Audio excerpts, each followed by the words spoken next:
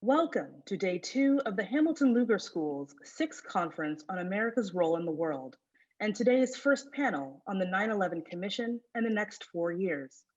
It is our honor to welcome Congresswoman Jane Harman, President and CEO of the Woodrow Wilson International Center for Scholars. The Wilson Center joins the Hamilton Lugar School as a co-sponsor of this event. Thank you very much, and good morning to everyone. I'm Jane Harman, President and CEO of the Wilson Center, and I welcome you and to the 9/11 and the next 4 years panel as a start of, or I guess on the second day of the Hamilton Lugar School's sixth annual conference. Nothing pleases me more than helping to honor a mentor, predecessor, and friend, Lee Hamilton. Lee was an icon in Congress where we overlapped for my first few terms, and in every way, every single way, the role model for me as his successor at the Wilson Center.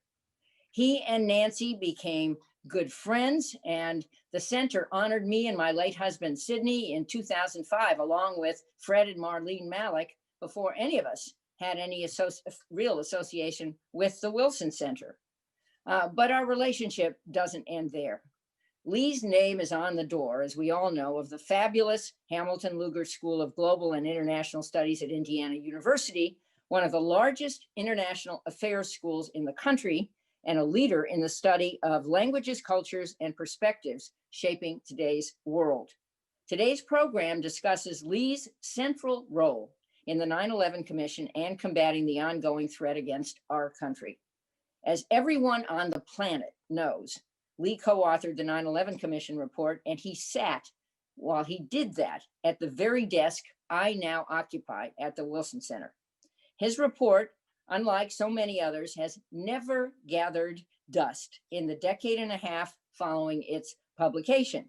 To this day, the 9/11 Commission report continues to be invoked regularly as the Bible, for what we did and still need to do to protect our country. It is a too rare piece of bipartisanship, and certainly everyone on the commission, including Tim Roemer, another former colleague in Congress who is on this panel, has never politicized it. We were just chatting about how some of us were involved in a recent venture on election integrity, which maybe is the only other experience that I know of recently that is totally bipartisan and not politicized. At any rate, in today's fractured politics, the luster that still adheres to the 9/11 Commission report is flat out astounding. The 9/11 Commission is responsible for many successes, including the formation of IRPTA, the Intelligence Reform Law. I can never get there, in which I was very proud to play a leading role in Congress. And while the Commission's other successes across the executive branch will be discussed today, there is one glaring failure to adopt one of its main recommendations, and that is the failure of Congress to reorganize in an effective way around the current and future threats we face. Those of us who served in Congress should be embarrassed. I surely am.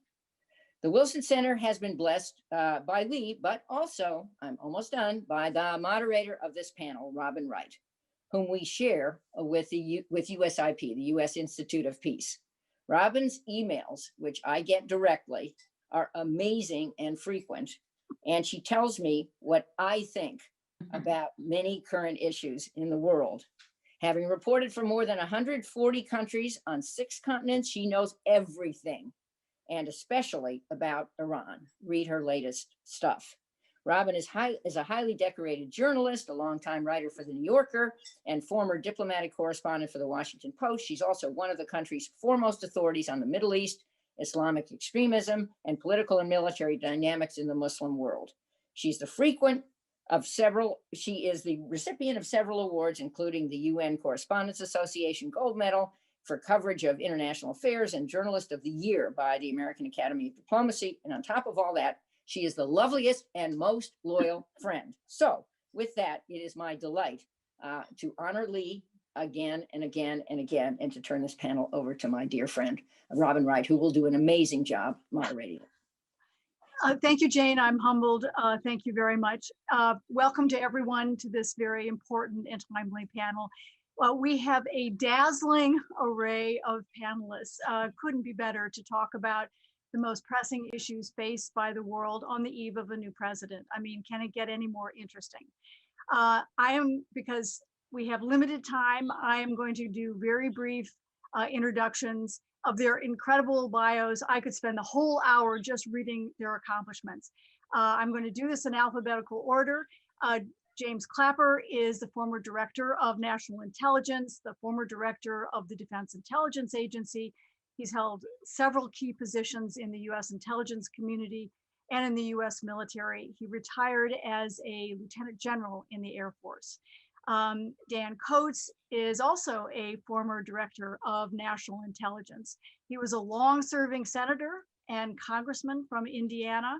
He was also the US ambassador to Germany. Juliette Kayyem is a professor at Harvard's John F. Kennedy School of Government. She served on the National Commission on Terrorism and was an assistant secretary at the Department of Homeland Security. She was also an advisor to the Attorney General. Ambassador Tim Roemer is a former US member of Congress from Indiana who served on the 9/11 Commission. He was also the US ambassador to India. He is now executive director and strategic counselor at APCO Worldwide. So the common denominator, as you can see among all these people, is that they served on the 9/11 Commission or made US intelligence assessments or fashioned recommendations on national security and intelligence. And to all of you in our audience, congratulations on the Indiana football team. Someone who went to Michigan, I'm very envious. So let me begin with the first question to Director Clapper. We've now passed a generation, hard to believe, since 9/11.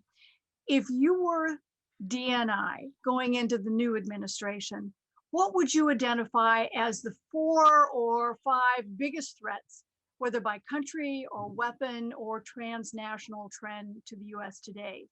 And let me just insert one kind of tagline. You were DNI as cyber war became much more visible and much more of a threat, even among lesser powers, not just the major powers. How worried are you about cyber and the US ability to counter it? If nuclear weapons were the danger of the second half of the 20th century, will cyber be the biggest threat to US interests in the first half of the 21st century? Go for it. Well, Robin, thanks for the question, as we used to say on the Hill. I think, of course, the new administration is going to have to deal with it, what I would call the hardy perennials, Russia, China, North Korea, and Iran. Russia, I think, is the biggest short-term threat from a nation-state perspective, but it is in long-term decline.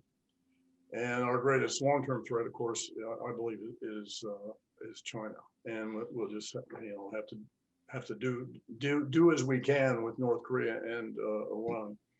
With respect to cyber, and this is kind of big hand, little map kind of response, but I think when you assess a threat, there are sort of 2 dimensions you have to consider: is capability and intent.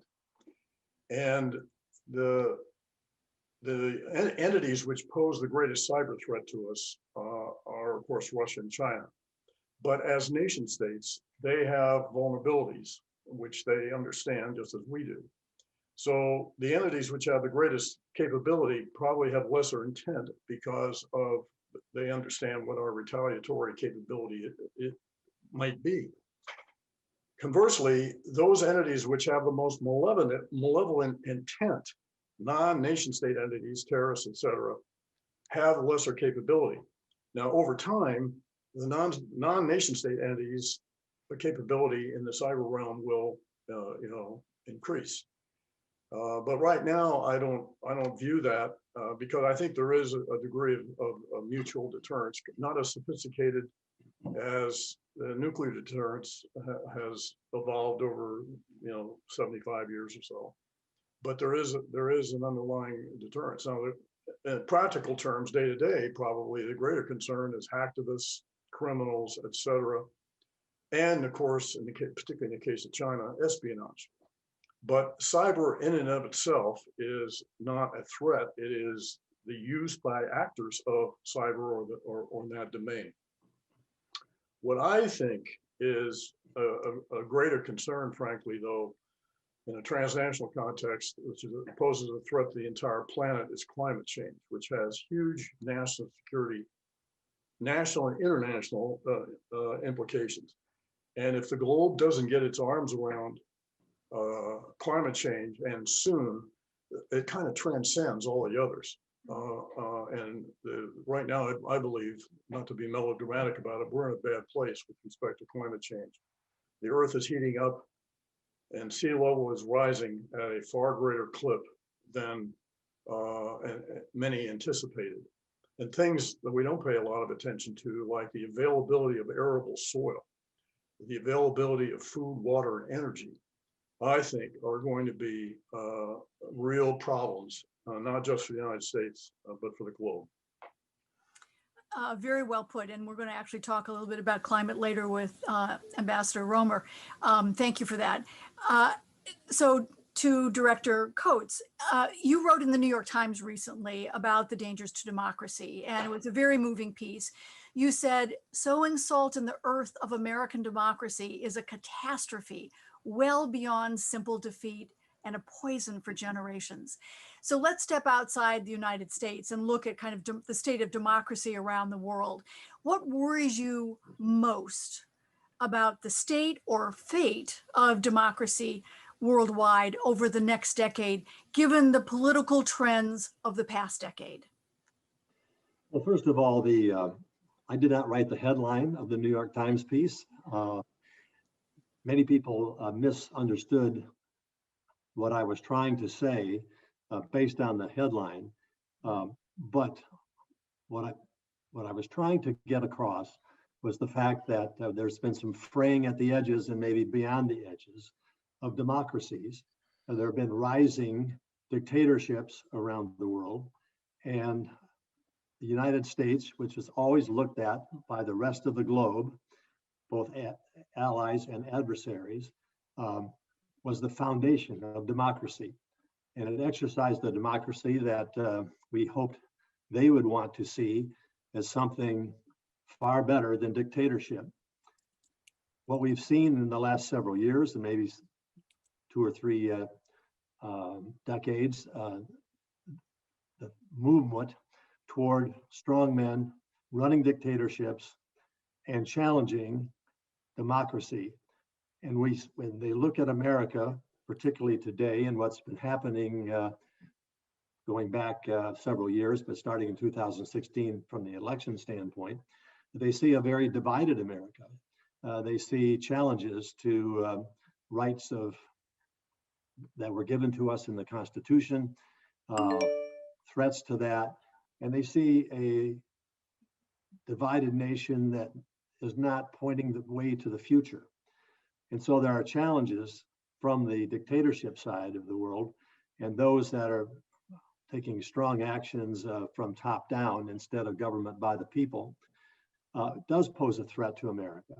Now, I think this is something that we will respond to and can respond to. I think the 2020 election pointed us in a direction that the American people don't want to continue down a certain path, that they want to have strong institutions and strong principles of democracy. But it is a challenge to America, I think, in this global world that we now live in. The virus has caused all of us to pause and think about how this needs to be addressed and what the threats are going forward with this. And so it's a constant challenge, I think, between two sides, the democracy world and the dictatorship world. But we've seen nations that we thought were working with us, but when you raise countries in the European Union, like Hungary and Austria, when you look at our relationship, a NATO partner, Turkey, with strong dictatorship process underway.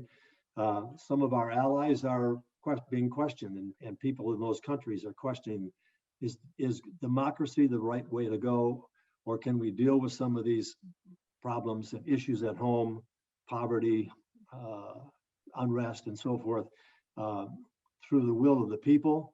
Or does it take do we need to have a dictator that tells us what to do and points us in the right direction? Now, this gets into the US versus China in terms of, we see a rising China and some people see a declining America. And I think that is a challenge to us going forward. And I was trying to make that point that we have to be conscious of that and put in place the right kind of systems that show that our democracy is the right way to go. Very well put. Thank you very much. So to Ambassador Roemer, on the morning of 9/11, a generation ago, in the first month of the Bush administration, Condoleezza Rice was scheduled to give a speech on the president's new foreign policy. And the focus was completely about missile defense. It had not a word in it about Islamic extremism, jihadism, the threat to the United States. We were caught off guard. She didn't give the speech because she got caught up in the crisis. So a generation later, we are again on the eve of a new presidency. What is the one major threat that is not getting enough attention and may catch the Biden administration off guard? Well, first of all, Robin, thank you for your great questions and for moderating this panel. Thank you to Jane Harman and the Wilson Center for helping sponsor today. And a special thank you to Lee Hamilton, my dear friend, my fellow Hoosier, who I served with in Congress on the 9/11 Commission, continue to work with him on many, many other initiatives. Happy early birthday, Lee, and thanks for your leadership at the Hamilton Luger School. To your question, Robin, the nation was unprepared, as we said, on the 9/11 Commission. There was a failure of imagination. And we also said that imagination is not a gift usually associated with bureaucracies. And so trying to anticipate and look around the corner at the next threat is a very difficult endeavor for us to do. As all the participants in the panel know, Jim Clapper and Dan Coates and Juliette Kayyem, when you're working in government, you're so busy trying to deal with the fire of the day, the crisis of the day. You're trying to implement, current policy. You're trying to deal with Congress and outside groups and foreign policy issues.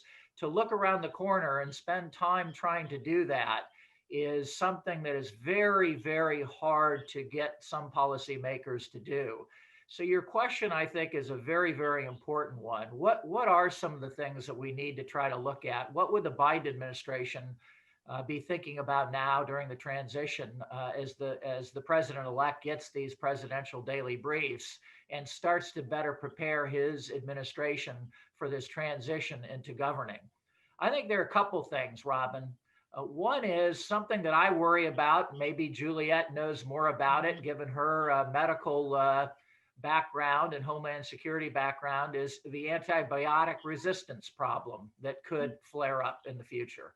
That could really cause great difficulty, as we've seen with this current pandemic, in the medical arena, and particularly in poorer countries and less developed countries. Another thing that we need to pay more attention to, and Jim Clapper alluded to this, is COVID has accelerated, the pandemic has accelerated many, many other global trends in the world. And some of those are pushing more and more people into poverty out of the middle class. That can destabilize, particularly democracies, where we've seen a rise in populism around the world. Democratic institutions, according to the Freedom House survey, are not doing well. Democracies in the world, including the United States of America, are falling in respect. We need to find ways to strengthen our democracy at home.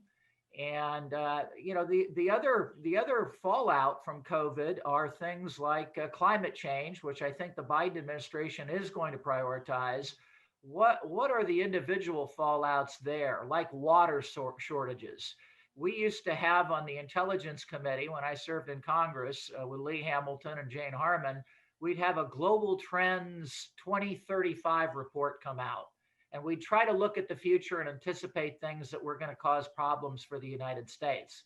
One of the things that continued to go up the list of priorities and get into the top 3 was how water shortages could eventually cause a civil war or war in different regions of the country, fighting over that access to rivers. Thank you, Jim Clapper.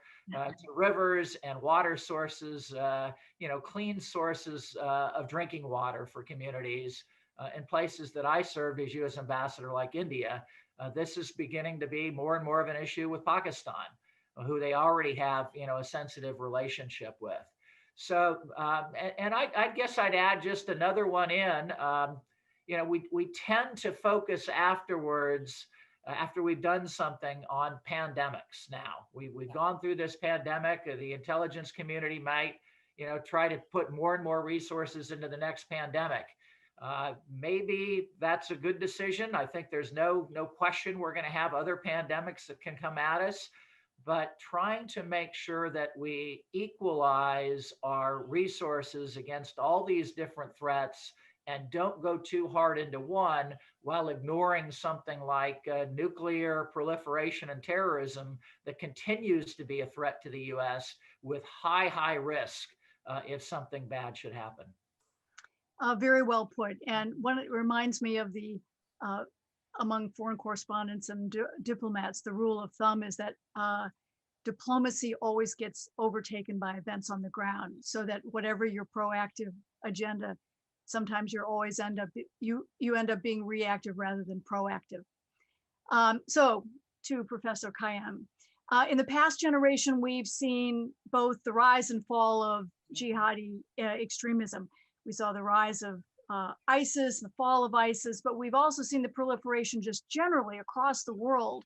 ISIS is now as far south as Mozambique in Southern Africa. It's on 4, jihadist threats are now on at least 4 continents. Israel's longest war was not with the state. It was 34 days with Hezbollah. So looking ahead over the next decade, how is the threat that thundered into our lives so vividly on 9/11 going to be, how much of it is going to be a frontline issue? How often is it going to rear its head again? Well, thank you so much, Robin. And thank you to Jane and everyone from Indiana and the program. I'm really honored to be on with this panel. So thank you for the other panelists. It's quite an honor. And my friend, the Dean Lee, it is great to see you again. Last time I did this event, I got to be in Indiana. So now I am not. So let me just talk about a few things that I think to see, because I should say I come from the Homeland perspective and Homeland Defense perspective. So I'm a consumer of intelligence, of the kinds of things that Jim and Dan were doing, and then sort of assess resources and resource divisions. So you have the sort of tactical just issue of 10,000 fighters still around. So what is Western Europe and even the United States going to do with them? And there's 3 options, and they're all being played out in different ways. One is sort of don't ask, don't tell, a sort of forgiveness. You did something, but you weren't a key player, and you're wherever you end up, we don't have the resources or inclination to go after you. The second is, of course, a reintegration programs that you're seeing in Europe to try to stop radicalization or minimize the radicalization. And then the third is, of course, punishment for some of these 10,000 fighters, which you'll see played out, I think, over the next decade, including here. So that's the sort of, I think, where the ISIS threat goes, and it's not over. We're going to have, cases, as we've seen, of course, in Paris, or aligned with jihadism most recently. I think the thing that I'm looking at from the Homeland perspective is, of course, the similarities between the kind of radicalization that brought 9/11 and the kind of radicalization you're seeing now, which is, of course, just quoting the FBI, it is no longer the jihadism of 9/11. It's now a white supremacy as the biggest threat to Homeland security. And for students, watching don't view them as distinct. You know, there's this and then that. There's a common themes or tools that the terrorism threat challenges for the homeland. And those are, I mean, I'll just focus on two. So one is, of course, social media and platforms. So when you asked, you know, how does this thunder into us? Well, it's just different now. I don't believe in lone wolves. It's a misnomer. They have a community, and that community, whether it's Nazism or white supremacy or jihadism, is not alone. They are feeding off each other, sharing information, guiding each other, training each other, getting animated by each other in ways that we've seen the social media platforms have been reluctant or unable to conquer. I think the second common theme, which is really interesting because it kind of you know, makes them enemies, but nonetheless they both believe it, is known as the Great Replacement Theory in counterterrorism, which is or in terrorism, which is the idea that the pie, globally or nationally, is fixed, and so diversity, for example, in America, replaces the white power structure rather than complements it or even makes it better. And that is true of jihadism in terms of both for land, right? In other words, trying to, that people shall not live together. We need to own this land, or of course in the Israeli-Palestinian conflict. That great replacement theory really animates our white supremacy here in the United States, as well as sort of shared, it's a shared sentiment, even though, you know, white supremacists, you know, the white supremacists in New Zealand was animated by it to go after New Zealanders in the mosque. And that theory, I think, is one of the biggest challenges in the United States, because as of about a decade ago, the United States became, for the first time, I think it was, I want to say it was about 2010, or the census determined that for the first time in American history, non-white US-born babies outnumbered white US-born babies. So now I'm going to go up, I'm going to fast forward to 2 generations. We will be a majority non-white citizen country by mid-century. And that is animates a lot of the white supremacy, which is very similar, I think, to the jihadism that you see. So those similarities are, I think, what I'm looking at. I'll say one final thing about Homeland Security.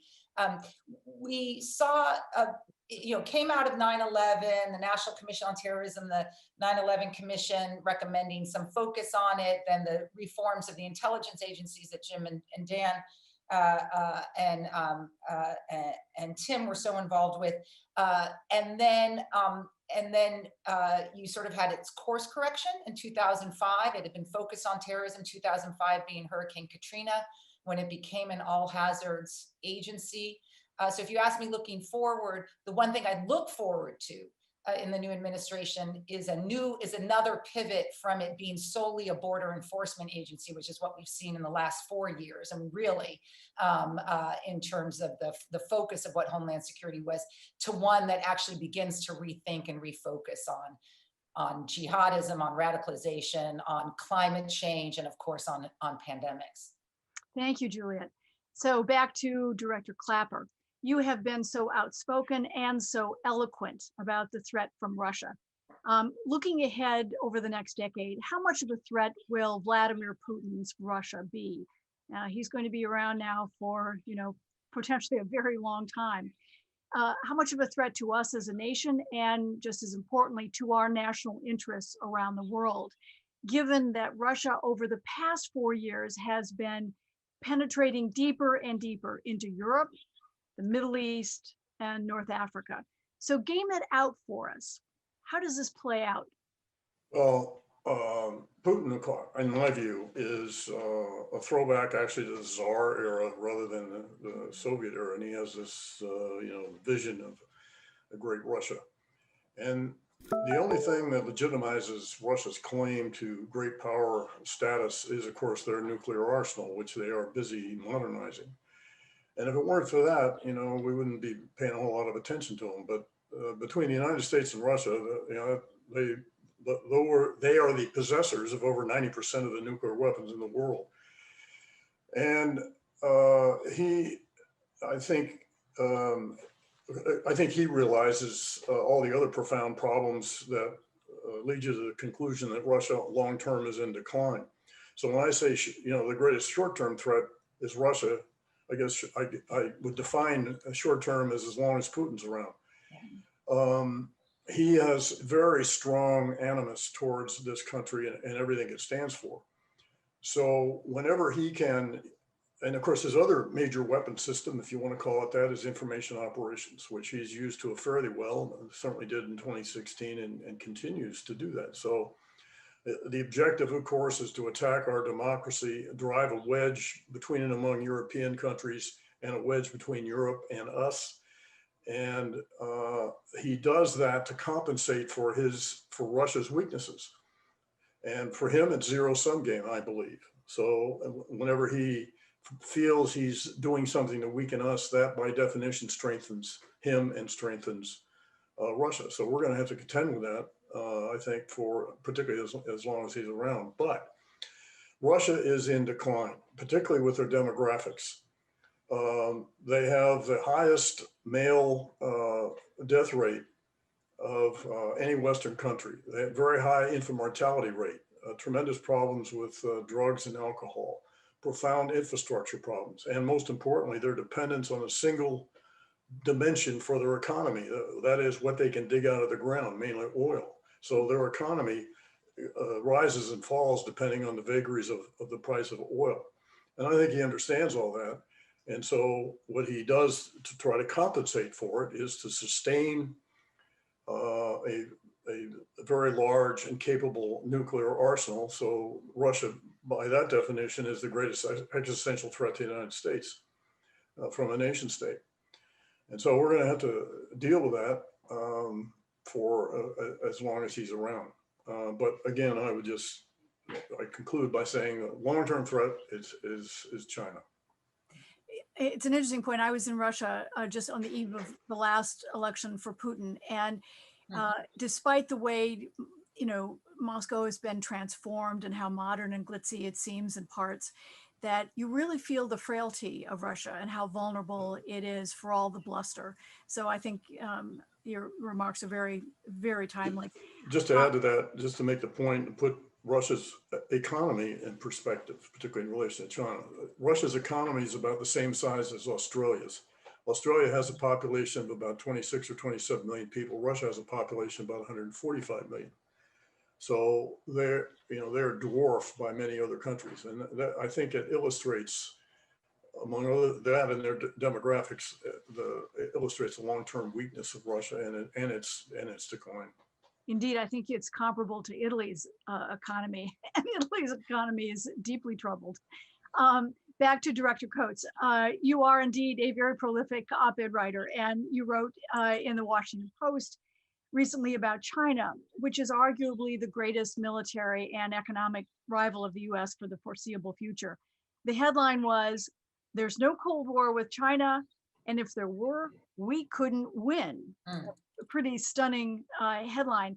So how, looking over the next decade or two, are the challenges from China likely to impact our security, our economic strength, and our place in the world? Well, if prolific means getting two op-eds, one in the New York Times and one in the Washington Post, that is my definition of prolific. In terms of, I've only submitted those two, so I don't know if it qualifies. I'm not even sure what the next one would be, which article it would be, and if there is one. But let me say this in answer to this question about China, and we are not getting into a shouldn't get into a Cold War. Just following what Jim Clapper said, yes, that our Cold War with Russia is not completely, but significantly different than our competition with China. It's not two nuclear states standing off against each other in all those years with this Cold War with Russia in terms of how we dealt with them. We were not economic interaction, didn't have any economic interaction or very little. And so are the two military countries with a standoff, weapons of mass destruction, tit for tat, and so forth and so on.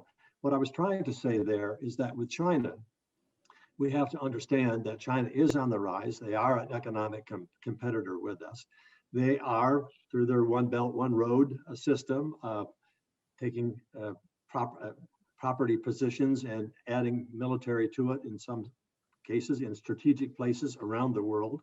Their military has significantly increased its capabilities. Their economic positions continue to grow in a very significant way.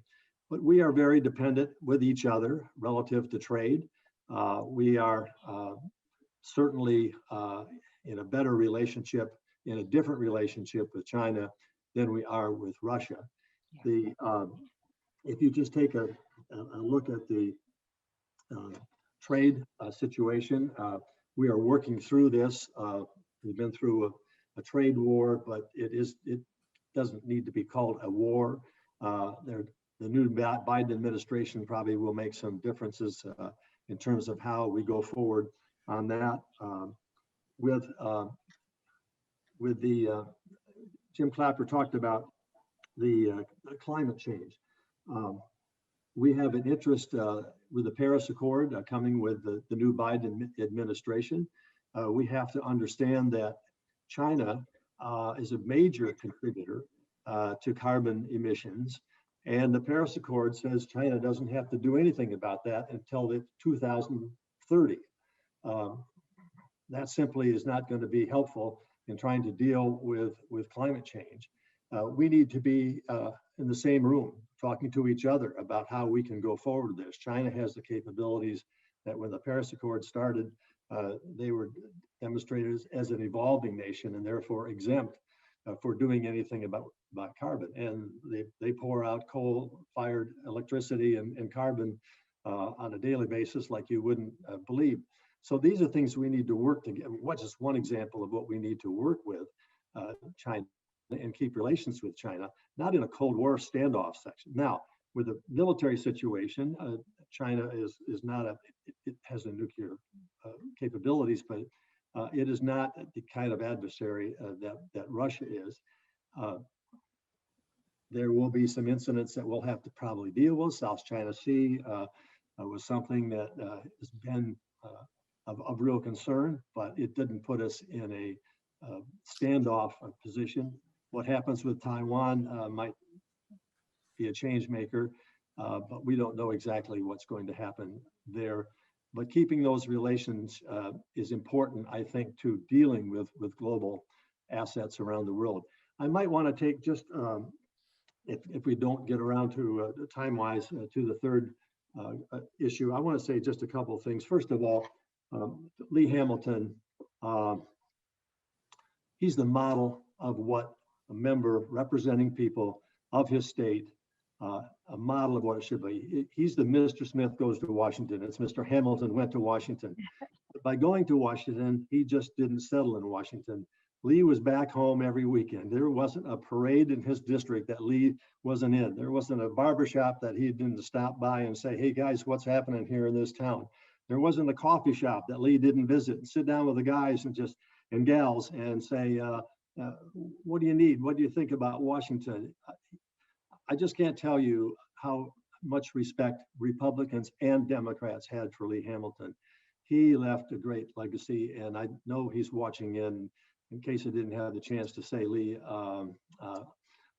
question I ask is, how do I do this job? And they said, do it how Lee does it. I didn't do it as good as Lee, but I just have high admiration for him.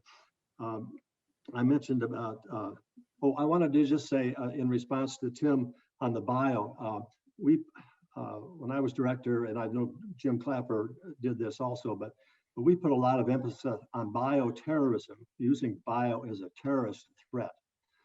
And when you look at that, how easily this threat can embrace the entire world, Now, given the COVID situation, we've learned a lot about that. Think about that in the hands of a group that wants to take us down, and under a theology that their rise to glory is to take down the infidels by killing themselves. And that's a different situation that we've ever been in. And lastly, what I would say to Jim Clapper, Jim, thank you for your 8 years that you put in making the ODNI what I was privileged to inherit. The foundations you built were strong. There were a lot of bumps early on. Jane Harman was right in the middle of all of that. But the work that you did, the people you hired, the positions you put in place, and the policies you put in place allowed me to inherit a solid institution. And we worked very, very hard to keep going forward. Changes in technology have dramatically changed how we need to position our 16 intelligence agencies. We put in what the intelligence community looked like, IC 2025. Sue Gordon, who you know, Stephanie and others have played a role in all of this, but I just can't thank you enough for all that you did. And you built a wonderful foundation for me to lead in the 2.5 years that I was there. Can I just? Thanks, Dan. I appreciate that. That's a great honor. I'm touched and humbled. Thank you. I am really inspired that there's such collegiality among Republicans and Democrats on this panel, and oh, that America could only be so great. So let me turn on that question to Juliette. You wrote in the Atlantic about America's declining standing in the world. Whoever is in the White House, the reality is that the world has more power centers than ever before. So over the next decade or longer, can the US regain the kind of standing that it had in the second half of the 20th century? Yes, I just think we're going to define it differently. So I wrote that piece in the context of COVID and our COVID response. It was just how isolated, if you just look at us from the Homeland Security perspective, our numbers, our infections, our response capacity is being viewed by the outside world, allies and enemies alike, as, you know, sort of, my God, like what is happening to a country, you know, from, you know, just sort of, I think, a shock. And Robin, you probably feel it. None of us travel anymore, but I was going to say in your travels, but you from your colleagues as well. You know, a disappointment is probably the wrong word. I think, you know, feeling sorry for us too, that here was this, you know, here is a great nation that can't do this. No one's doing it perfectly unless you're an island like New Zealand, but doing it better. So I do think, though, I think hope is on the horizon. I am bullish about the vaccine and the distribution plan. I think we're back to normal-ish by mid 2020. And so how to define our power centers? I think we do lead. I think we just define the challenges differently. So if you think of the 20th century as, you know, state to state, Russia and the US, I think we can be the lead on the new borderless challenges, the kind of things that we worry about in Homeland Security, cyber security. You know, they might be state supported, but more often than not, or often enough, they are not. So the four that we worry about the most is, you know, cybersecurity. All of them have been mentioned. Pandemics or the next pandemic.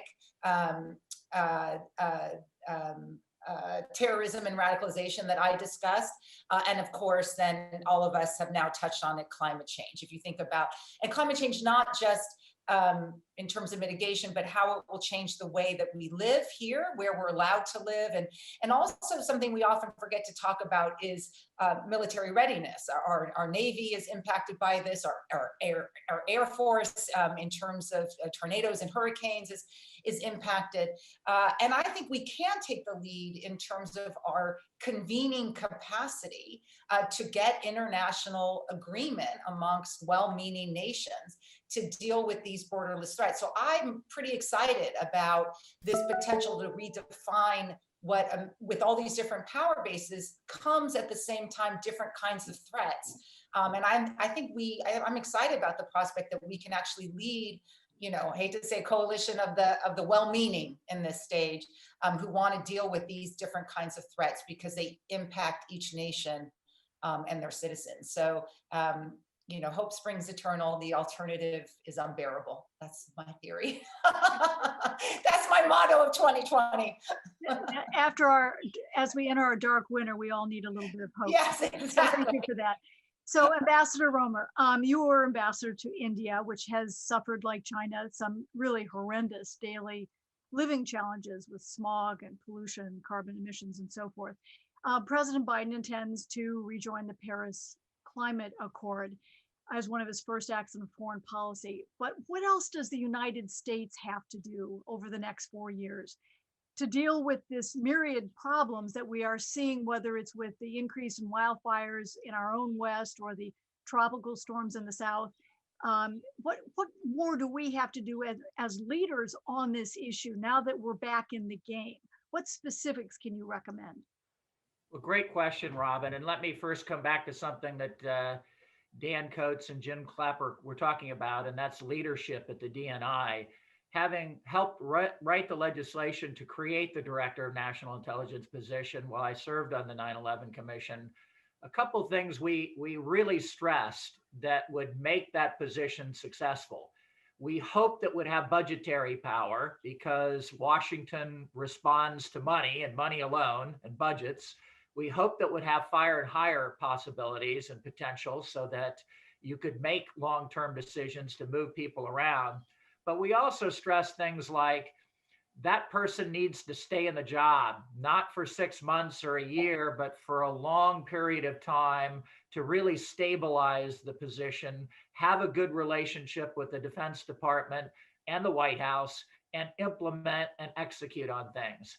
And I want to give compliments to both Jim Clapper and Dan Coates and be bipartisan about this. Jim really stabilized the position after having a lot of turnover there. He did an extraordinarily good job bringing his experience from the Defense Department to create trust between DOD and the DNI.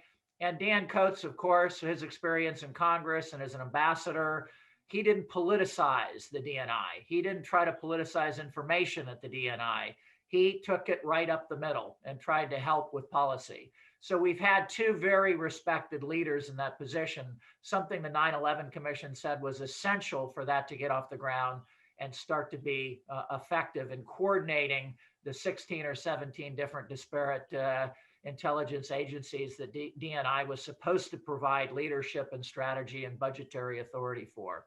To your question about climate change, the United States needs to do several things coming forward. One, it's not enough to join the Paris Accord. We need to show leadership at home that we're really acting on this and we're implementing things to make a difference. We're leading the world, not China saying they're going to set ambitious goals by 2060 and probably not achieve them. We need a domestic agenda to put forward under the Biden administration that actually, as Jake Sullivan and other people are talking about, creates a middle-class foreign policy and climate change policy that creates jobs and opportunities in the United States and strengthens us for our long-term relationship with China.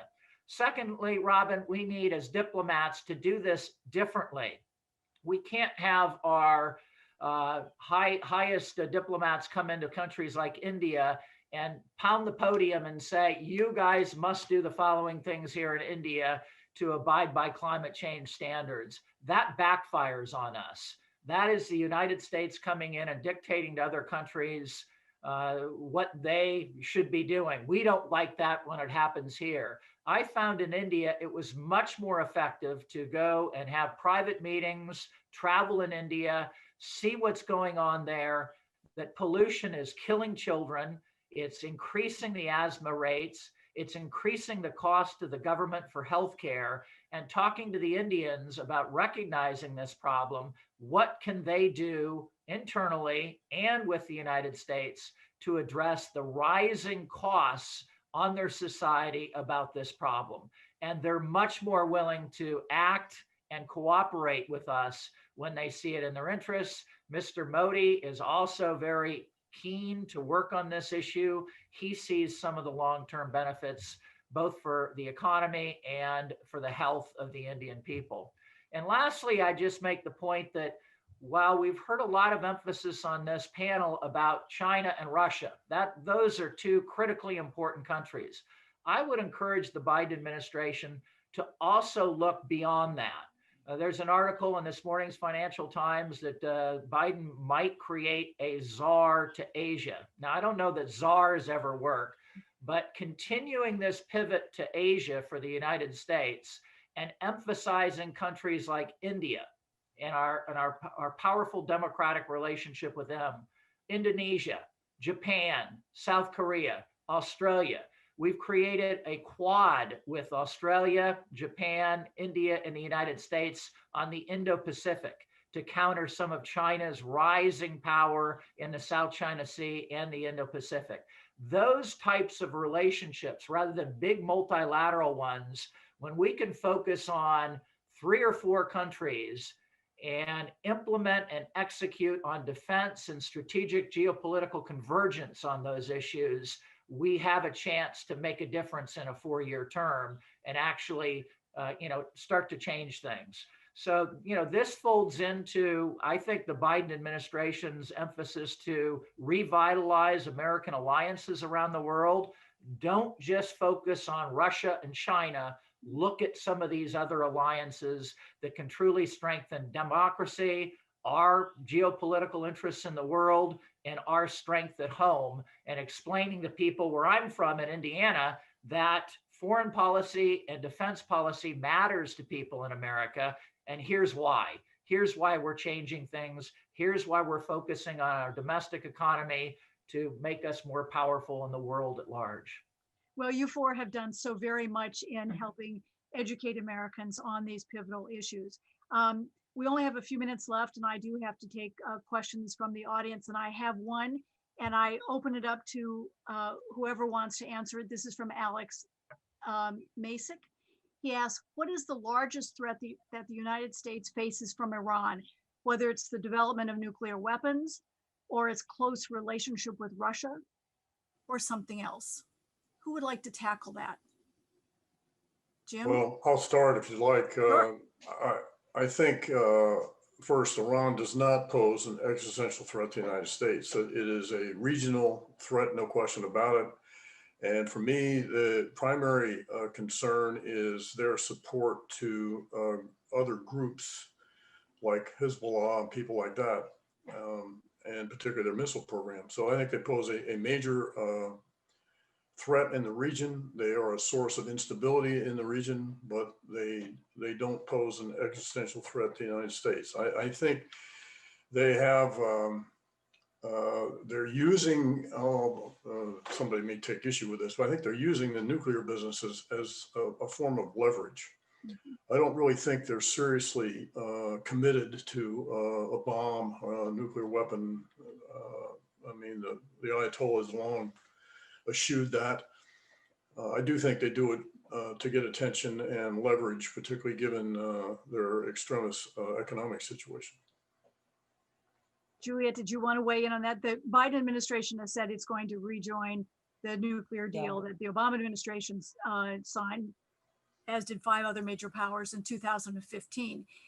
Is this, is this going to happen? Is this going to lessen the threat or lead to broader engagement with one of the countries that has been most problematic over the last 40 years? Well, I would hope that the oncoming Biden administration would actually use the leverage that the Trump administration has given it by virtue of the withdrawing from JCPOA. And I think that gives the Biden administration leverage to, if you're going to rejoin, then maybe extract some more favorable conditions from the Obama administration agreement.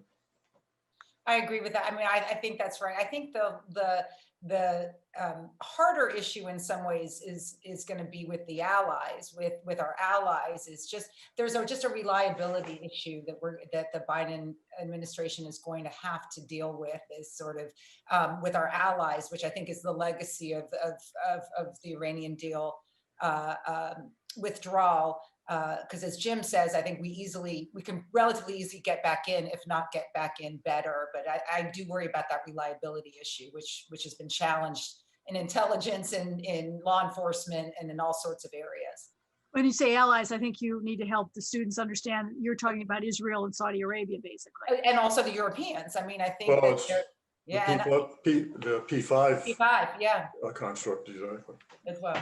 Yeah, well, I think they're all willing to see some kind of deal. It's whether, this is where the deal really divided our allies, those who were pro or those who are against, and those who are against are really against any kind of deal with the current theocracy. Yeah. So I might just, if I could just add one Sure. thing to what was said there.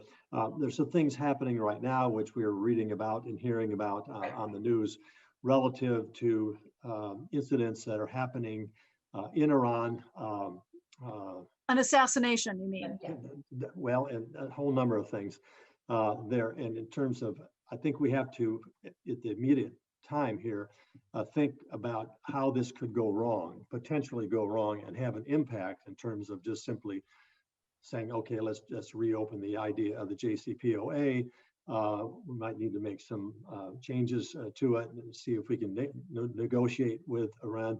Right now, I think we have to be careful of what is happening there that could trigger something and light a fire that would change the dynamic of all of this. So that's sort of at the immediate situation as we're looking at it.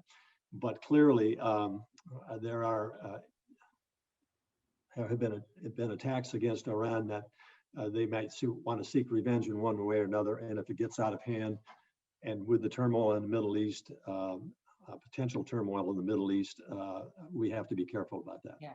Yes, every administration is, for many administrations now, has wanted to shift away gradually or as much as possible from the Middle East to Asia, and keeps getting sucked back into the crises of the Middle East. And of course, on the Iran deal, one of the interesting things is we're trying to re-engage with Iran as it goes into its own presidential election in a country where it has term limits, and they're going into we're never on the same page at the same time with nations. There was a brief window, and the question is, in the matter of a couple of months, can the Biden administration get us back engaged again so we can at least stabilize it and open the way for something down the road? So Tim and Ambassador Roemer and Director Coates, one last question is from, and we have to be very brief because we've only got a couple of minutes left. How do you view the future of American intelligence services, especially in regards to our influence in developing democracies or current authoritarian regimes? And this is our last question. Well, I'll let Jim start, and then I'll just add a sentence or two to it. And anybody else who wants to pull in. Jim, go ahead. Tim? Oh, you want me to go first? Yeah. Well, on the 9/11 Commission, we talked about trying to recruit diversity, both at the CIA, the FBI, and have the DNI drive a lot of that through the different agencies. People who don't look like me necessarily, people who speak many languages, people who have come from different cultures, people who can easily fit into different cultures. And our human intelligence capabilities can't continue to erode as they had previous to 9/11 in this area, and our over-reliance on electronic and other types of intelligence capabilities. So the human capability is something we greatly stressed that was not having enough attention paid to in terms of the diversity and recruitment and training and promotion, both in places like the FBI and the CIA. And hopefully, we continue to go in a more positive direction there. I think also, Robin, just briefly, the government needs to get more flexible. We're seeing all kinds of changes from COVID in the private sector in terms of flexibility.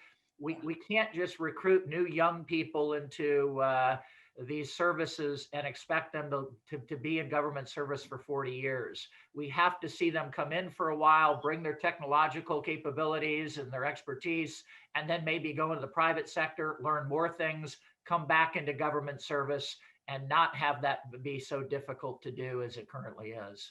If I could just add, Tim, to that, the intelligence community has been through a rough patch here, and it needs to be not reformed, but rebuilt in a way that the confidence level between the intelligence community and the executive branch and Congress is restored to the best way we can restore that, so we have confidence in each other and confidence in that the intelligence agency has enormous capabilities, and that if it's integrated properly, it's absolutely essential to be provided to our policymakers.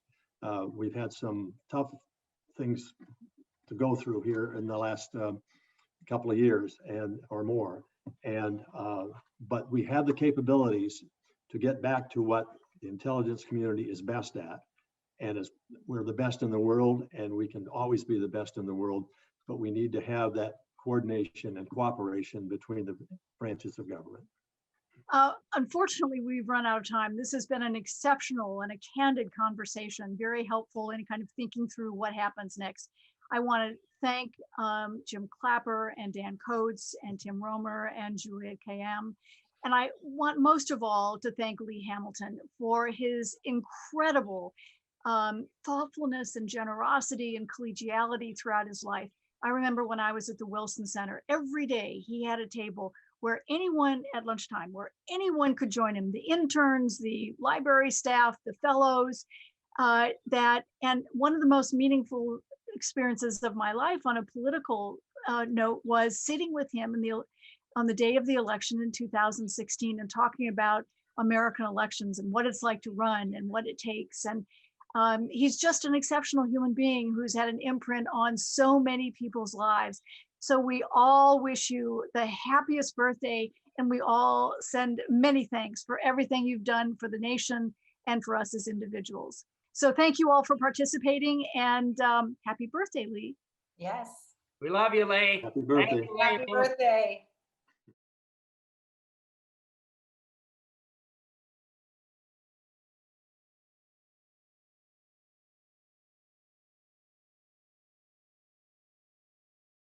Best wishes and congratulations on your 90th birthday, Lee.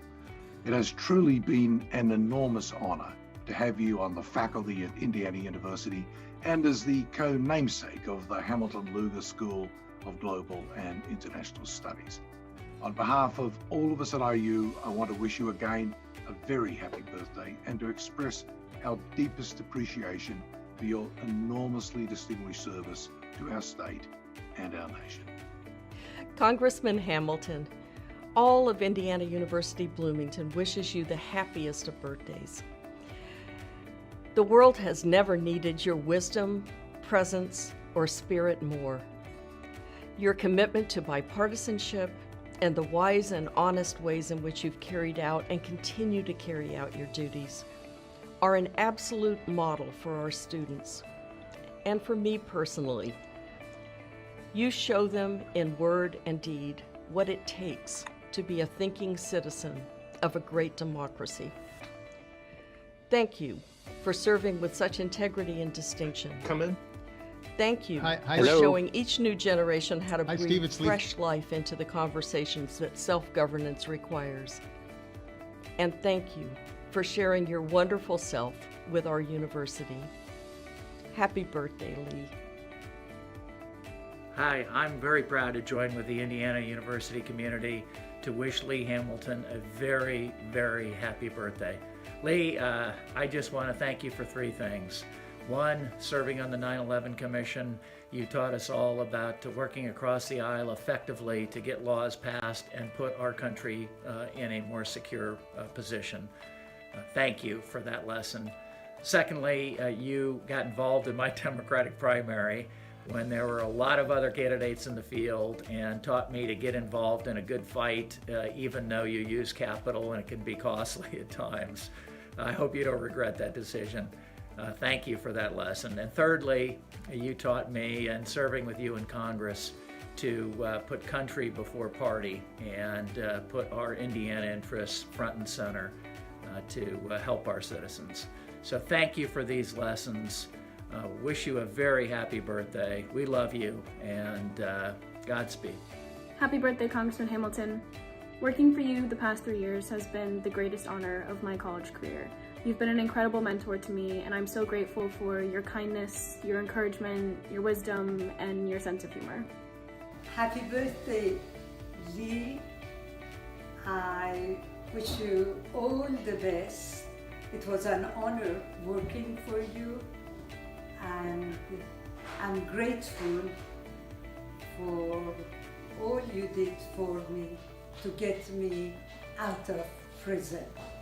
What a wonderful opportunity to salute you, Lee, for your extraordinary leadership and wisdom on foreign affairs and your strong commitment to meaningful oversight hearings, forcing successive administrations to articulate policy. We on the staff learned so much from you, and we had fun too. Remember introducing me as your expert on the Syrian military, barely able to control your laughter? Remember the breakfast we had with the French foreign minister when someone thought it was a good idea to serve French toast? Remember your colleague who marched out of a classified embassy briefing to call a reporter in Chicago? I guess that's happened more than once. I will always remember your patience, thoughtfulness, humor. You are a marvelous mentor to all of us. Thank you. Hi, Lee. Happy 90th birthday. As you may have noticed, we've had a touch of excitement around these parts the last 4 years. We sure could have used your steadying hand. I want you to know that the 18 years I worked for you were the best, the most fulfilling of my professional career. Working for you, Lee, and alongside the splendid men and women you attracted was a privilege for which I'll be ever grateful. Warmest congratulations, Lee. Happy birthday, Lee. It was an honor to work for you at the Wilson Center. Your leadership was both inspirational and transformational. Your distinguished career in Congress and beyond exemplifies the ideal of public service. On the occasion of this conference honoring you, I'm delighted to send my best wishes. Happy 90th birthday, Lee. Working for you at the Wilson Center were some of the best years of my career.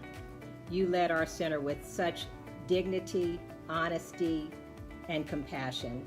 We are a Wilson Center family under your leadership.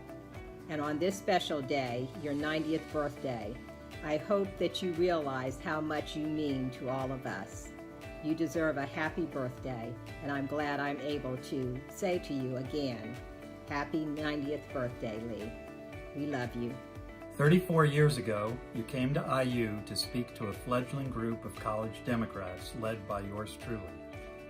From IU, I came to work for you in Washington, D.C., and I've been riding your coattails ever since. Whether we talked politics, basketball, or foreign affairs, you were always imparting wisdom. You're a great American, a mentor, and friend. Happy birthday, Lee, from Wally Hayes and family. Hello, Lee. This is Maria Stella.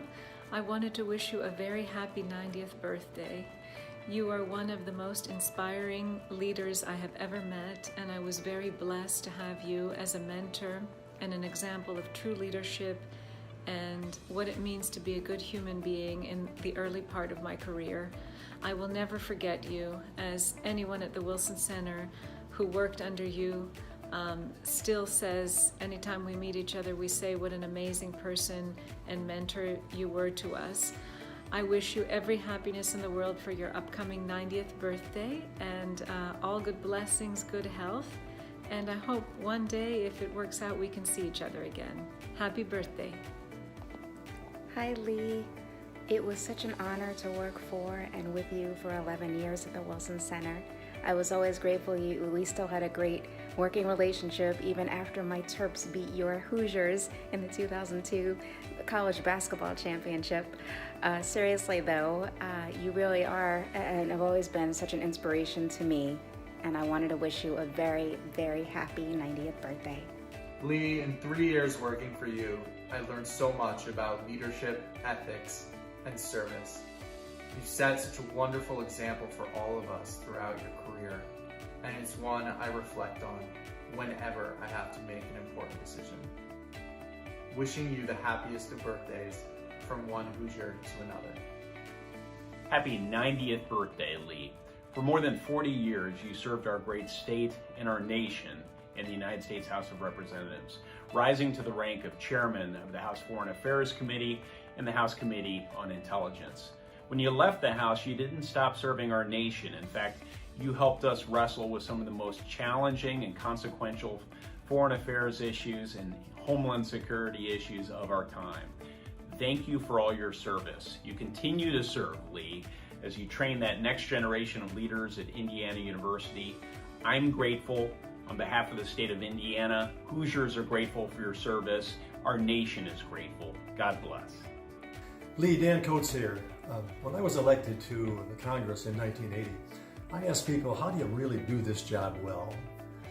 And everybody pointed to Lee Hamilton, Congressman Hamilton, who they said they not only respected Republicans and Democrats, but someone who really knows how to do it well.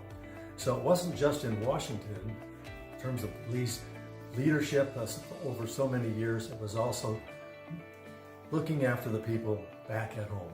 If there was a parade in his district, Lee was there. There was a barber shop in the town he was visiting. He was in talking, hey guys, what's happening here in town? Lee was everywhere, looking after the people and representing them well in Washington. Lee rose to the position of chairman of the Foreign Affairs Committee. And here we had two Hoosiers, Dick Lugar, chairman of the Foreign Relations Committee in the Senate, and Lee, chairman of the Foreign Affairs Committee in the House. You didn't do much on foreign affairs without getting those two people, those two Hoosiers together, working with whatever president they were representing. Lee, I think probably the most important thing that you have done for our country is leading the efforts on the 9/11 Commission. That commission looked at what happened on 9/11 and took measures and recommendations in terms of never letting it happen again. And that led to a congressional reaction to the recommendations and setting up the Office of Director of National Intelligence, which I was privileged to lead as the 5th director for a period of 2.5 years.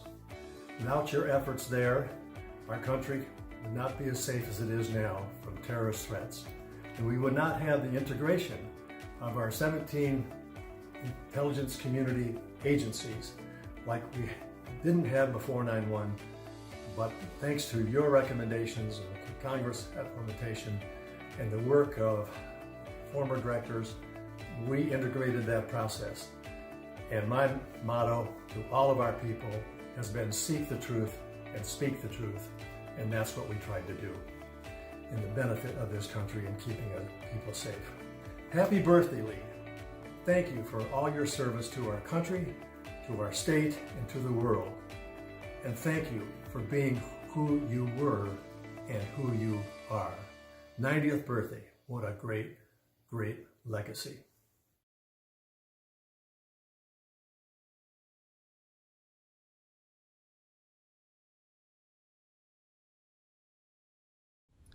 Good morning, everyone. Welcome to the Hamilton Lugar School. It's an honor to welcome Judy Woodruff and to present her with the Lee H. Hamilton Public Service Award on behalf of our partners at IU's Center on Representative Government and the Media School. Judy Woodruff is a giant in the field of broadcast journalism.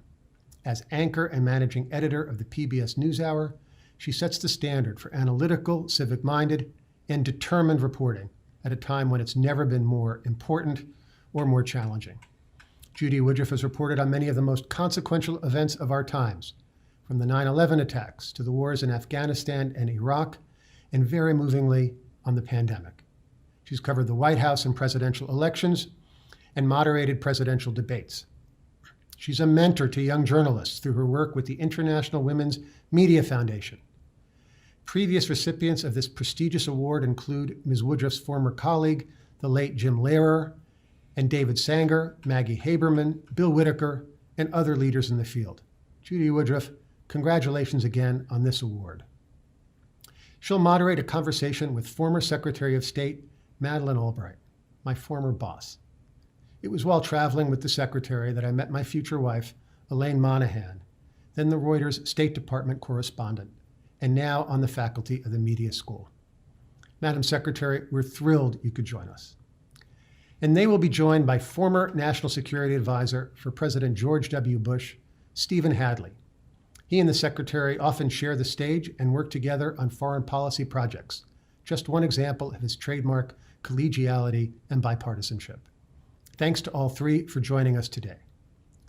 Introducing the panel is Monet Gorbani, MA student at the Hamilton Luger School. She's a Pickering Fellow, awarded by the State Department to prepare rising leaders for the Foreign Service. The Pickering and Rangel Fellows Book Club is a co-sponsor of this event, and I know many of the fellows are watching and that they will be sending in terrific questions.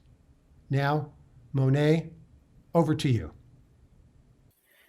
Thank you, Dean Feinstein, and good morning. My name is Monet Gorbani, and I'm a master's student at the Hamilton Luger School, studying international affairs and Russian with a regional focus on Central Asia. I could not have made a better choice in attending HLS, which is unique in giving its students the opportunity to develop proficiency in world languages and expertise in area studies within the context of a world-class international affairs program. I am also a 2017 Thomas R. Pickering Foreign Affairs Fellow. One of the primary goals of the Pickering Fellowship is to diversify institutions like the State Department. I will be proud to represent my immigrant family's struggles and triumphs when sworn in as a Foreign Service officer next fall.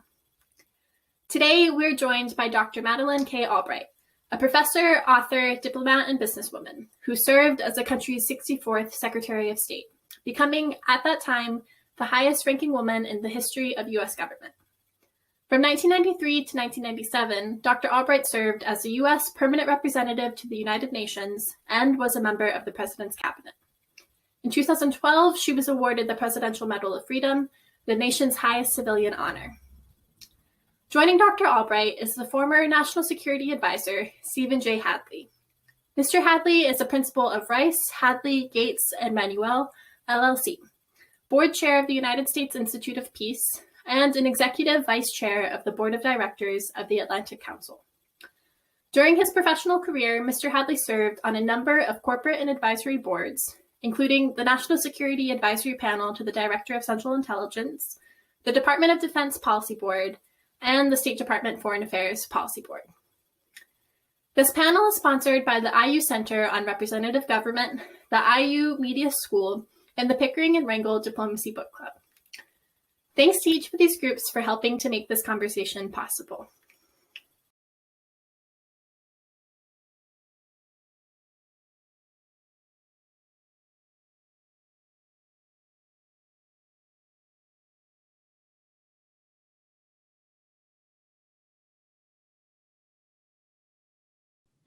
Hi, everyone.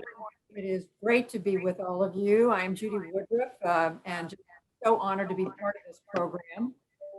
And the first thing I want to do, though, is pay tribute to Lee Hamilton, who is just, as we know, an extraordinary, not only former member of Congress, but contributing public servant in this country. One of the people who left Washington with nobody saying anything bad about him. You still can't find anybody to say anything bad about him, which is unheard of in this city. I want to know your secret, Lee Hamilton. I understand you are watching and listening. But I think he's further proof, along with Dick Lugar, that Indiana does produce great statesmen. So it's just such an honor to be here with you, and especially to be alongside and able to ask questions of these two extraordinary individuals. Former Secretary of State Madeleine Albright, former National Security Advisor Steve Hadley. It's every reporter's dream to be able to ask any question we want to ask and know we're going to get a straight answer. And that's what we're going to have over the next hour. So I'm going to plunge right in with a question to both of you about where we are, what is America's role in the world right now as President Trump prepares to exit the stage, as President-elect Biden prepares to step up. Where are we, Secretary Albright, and how have things changed from 4 years ago? Well, first of all, it's wonderful to be on this program with you, Judy, and my very good friend, Steve, in honor of Lee Hamilton, who really is all the things that you have said and other people say about him. And we will have a lot of opportunities to repeat and enlarge on those comments, because he is the most fantastic and real person that we all know in so many ways. Let me just say, I think that at the moment, people are a little confused about where the United States is, because we have not behaved the way that I have seen America's role in the last 4 years. America has been absent, and that has been very visible in terms of kind of thinking about what America's role should be. I was very proud to represent the United States, and President Clinton was the first one to say we were the indispensable nation. But there's nothing about the word indispensable that says alone. It means that we have to be partners and be able to work on the issues that are at hand in a way with others. And that is what I expect to have happen starting January 20th, because there's an understanding that the issues that are out there require an American presence, require us to be able to listen to others, and then also present ourselves as the world's oldest democracy, and work with others on the issues that are out there that are new, frankly, that have not been dealt with adequately, whether it's climate change or the pandemic, or how to deal in a variety of new trading issues, new rules. And so I look forward, obviously, to the next 4 years as being quite different from the past 4. Steve Hadley, how do you see America's place in the world right now? Well, I agree with Madeleine that we have an important role to play. I think that what has been lost is the connection between what happens in the world and what happens here at home. And I think the phenomenon you've seen with beginning in 2016 was a number of Americans who felt they had been victimized by globalization. They were threatened by immigration. They thought their politicians and the elites weren't listening to them.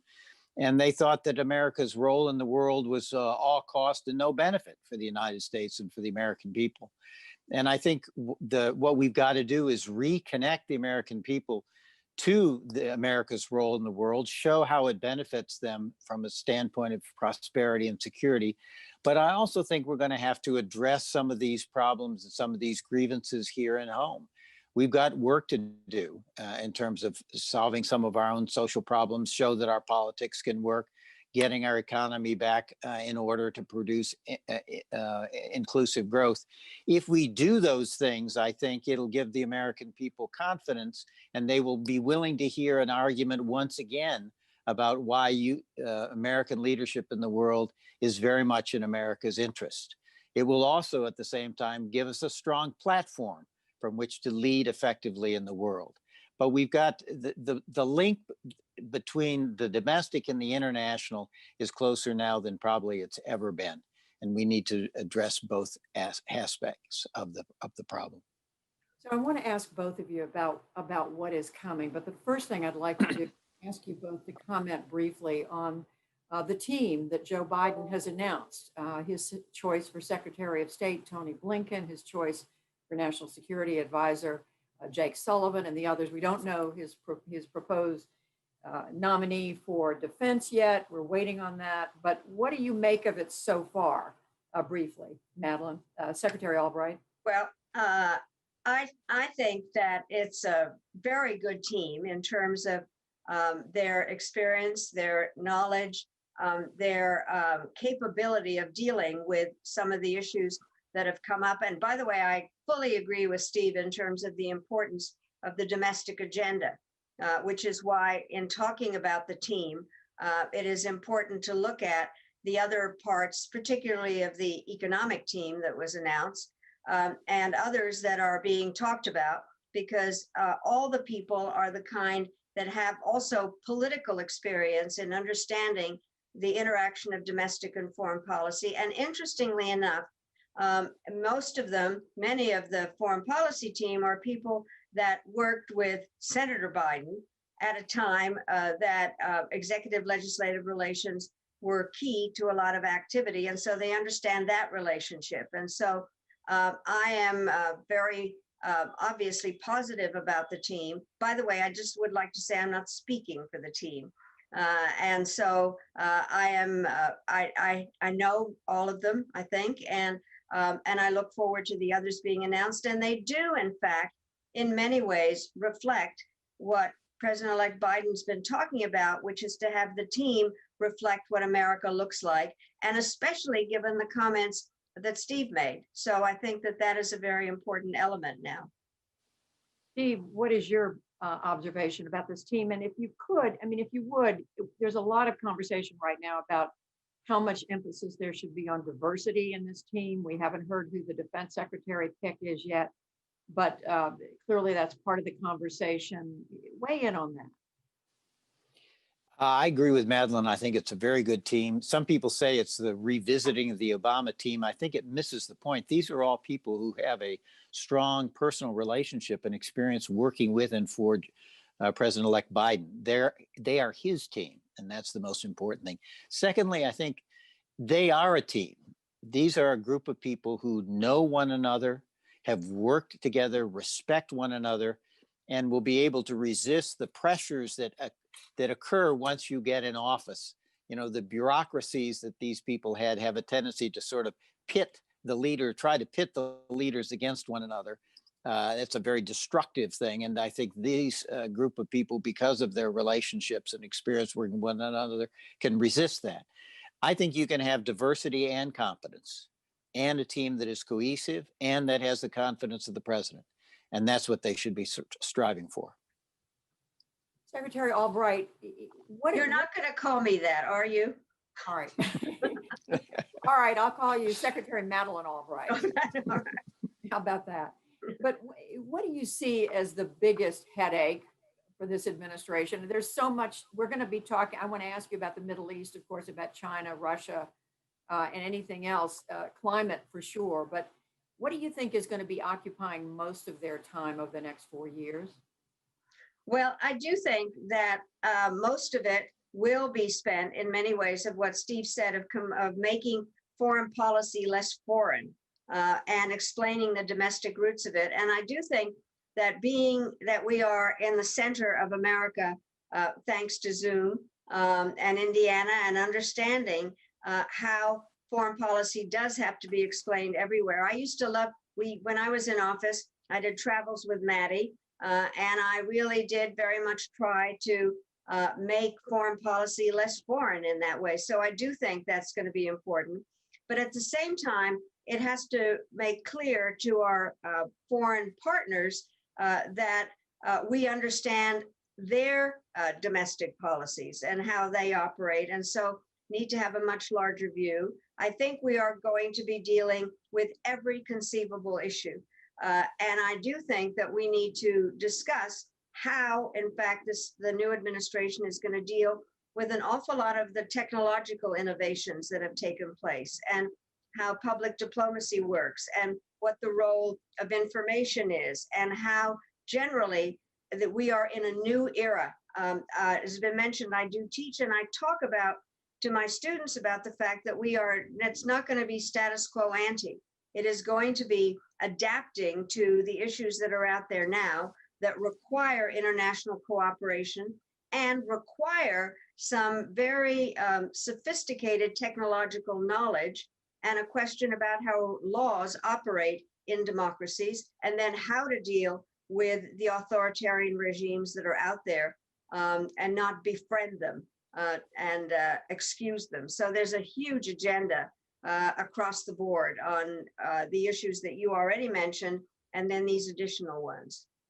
Steve Hadley, pick up on that. What do you see as being the biggest issue, the biggest headaches over the next 4 years? I think the biggest challenge is going to be China. China under Xi Jinping has a much more aggressive agenda of putting itself at the center of international affairs, politically, economically, and militarily. And I think developing a response to that in what will be a more competitive relationship, but hopefully will still have some room for cooperation. Coming up with a policy is going to be, and a strategy is a real challenge for the administration. We've never faced a competitor like China that is not just a military competitor, but overwhelmingly an economic competitor. We've never faced anything like that. I think it's going to be a real challenge to work with our friends and allies to come up with a strategy. Secondly, the other aspect of that is we need to get ourselves reset here at home to compete effectively and successfully against China. And that means infrastructure, that means digital infrastructure, that means our education system, that means getting at the leading edge of key technologies. But it also means we've got to refresh our brand. We've got to convince the American people once again that are beginning to have doubts that our democratic and market-oriented system works to solve social problems, to provide inclusive growth. And we've got to then refresh that brand internationally.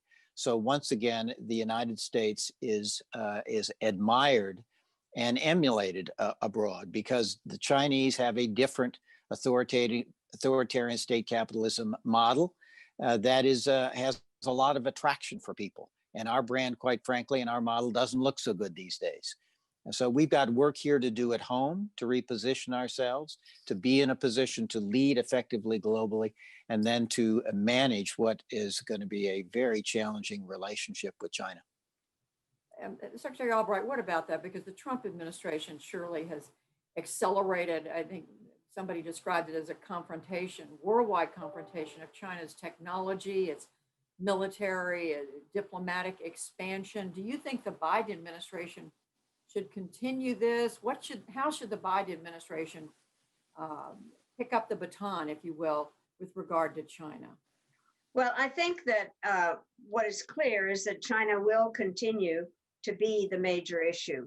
I agree with Steve on that. I think the following thing, however, is that one can be more astute in terms of how to deal with China. And so rather than just having a completely dysfunctional relationship and yelling at them all the time, that there are other tools that can be used. They are an adversary, there's no question. Some of the things that they're doing in the South China Sea is threatens our sea lanes, any number of different norms that we have lived with. We also are going to compete with them, there's no question. They are competitors. They have dealt an awful lot of things in terms of their outreach. I've been saying with their Belt and Road initiative that the Chinese must be getting very fat because the belt is getting larger and larger. They are everywhere. And so we are going to have to compete. And I think that the points that Steve made are very important in terms of our competitive aspect on that. And then finally, we are going to have to find areas where we can cooperate. We can't do climate change without cooperation with the Chinese, or we are going to have to work with them how not to have another pandemic like this, and on nuclear proliferation and any number of other larger issues. And so this is the art of statecraft, is you're able to do more than one thing. But I do think that they are everywhere at the moment. There is some discussion about whether we should have an industrial policy where we become more competitive, where we have more of an all-of-government approach in terms of how we deal with the Chinese. But a point that I think needs to be raised is that just in the last couple of weeks, there is a new trade agreement, which is a new acronym that I can't remember, in terms of a huge number of countries in Asia, including China, and trade agreements, and we are not a part of it. And I think that that is one of the things that we're going to have to think about, what role we play. And then we need to, and I think Steve and I have been in so many task forces now or groupings where China is the main subject. And one of the other parts of it is how we speak about ourselves in terms of our human rights policy, vis-a-vis what's happening to the Uyghurs, a Muslim population within China that is being punished. Hong Kong, where the agreements that were made, by the way, I was in Hong Kong for the turnover in '97, and there were a lot of agreements that were made that are not being lived up to. And then, of course, Taiwan. So it is a sectional kind of relationship that has to be dealt with in a sophisticated way. And I am sure that the Biden administration will continue to be very straight about what needs to be done, and then add a lot in terms of what needs to be done on the human rights platform. Steve Hadley, I just want to hear you address a little bit more this question of the trade relationship between the U.S. and China, and also the question of human rights, the Uyghurs and other practices of the Chinese. How much should that be a factor in U.S. decisions about dealing with China? Well, of course, it has to be a factor. The question is, what's the best strategy for pursuing that issue? And it's complicated. Many times it is more effective if it's done privately behind the scenes rather than public badgering. On the other hand, there are times when you have to be public as well to make it clear the seriousness with which we carry it. The problem of human rights and so many other things is that when you're dealing with a country like China, you have multiple objectives, of which human rights is one, but not the only one. And the challenge for statecraft, and this is what Madeleine teaches her students, is how do you balance, how do you weigh these things? How do you pursue them in a way that can be mutually reinforcing rather than canceling each other out? This is one of the real dilemmas about how you fashion a strategy with respect to China. And for China, the problem is the more these sort of human rights issues are read in China, and particularly in the context of the attack on the Communist Party, as a rejection of the Chinese system and a desire for basic regime change in China. And of course, that is a threat to the party in a profound way, and complicates the relationship. So how you manage these things, I think, is terrifically important. And I do think the Trump administration gets some real credit for having opened the eyes of the America's elite, but also the American people, to the challenge that China represents. And I think the challenge for the new administration is to build on that recognition and understanding, but do what the Trump administration so far really did not do, was come up with kind of a comprehensive strategy for dealing with it. And they are going to have to figure out what is the right place for human rights in that strategy, and then what is tactically, what is the best way to pursue our concerns and interests about advancing human rights in China and elsewhere in the world. Secretary Albright, you agree the Trump administration President Trump deserves some credit for raising awareness among Americans about the China threat? No, I don't agree, because the Chinese have done that themselves. I do think that what needs to happen is to understand that it is a very complex relationship. And what has happened is, and I have to say, the Trump administration has complicated things because it delivers different messages at different times. At the beginning, Xi Jinping was his great friend, and and goes overboard. But that era is over. And I think that what we need to do now is to reach out. And one of the things that I wanted to bring up here is we need allies in dealing with the Chinese, and the Europeans need to be brought into the story. So it goes back to one of the earlier questions in terms of how do we deal generally with our national security policy. And we don't have to do China alone. We don't want to be cut out of things, as we just have been with this trade agreement. But I do think that it's important to reach out to the Europeans who have a common value system with us, and work on some of the economic issues as well as the other issues with them. And by the way, one of the things that did happen when the Obama administration decided to rebalance to Asia, I have, because of my birthplace in Czechoslovakia and the things that I did in Europe, I seem to be the person that gets called when the Europeans complain. And so there were a number of the European leaders that called me up and said, what do you mean rebalance to Asia? What are you forgotten about us? And I said, no, you used to be part of the problem. Now you're part of the solution. We need to work together on this. And so I think we need to reach out just generally in terms of how we deal with the rising power, how not to get caught in what has been described as the Thucydides trap, where they just go ahead in terms of their rising power. And we need to do it in cooperation with other countries and have some predictability. And by the way, on human rights, there was never a time that I went to China that I didn't raise it. It has to be part of our agenda because there are those who listen to us, and it is important to raise it every time. Judy, could I just make 2 points in response to that? One, Madeleine's completely right about allies, and you could look at it this way. I think the heart of the competition with China is going to be economic. There will be other aspects to it, including the military, but the heart is going to be economic. And it's one thing to approach China from the standpoint of having 25% of the world's GDP, which we have. It's another thing to join with our friends and allies and other countries that can join with us and come to China, where we represent as a group 60% of the GDP of the world. That gives you much more leverage in dealing with China. And second point I would make is, one of the temptations, and Madeleine and I, we've all seen it, you win an election, the new team comes into the White House.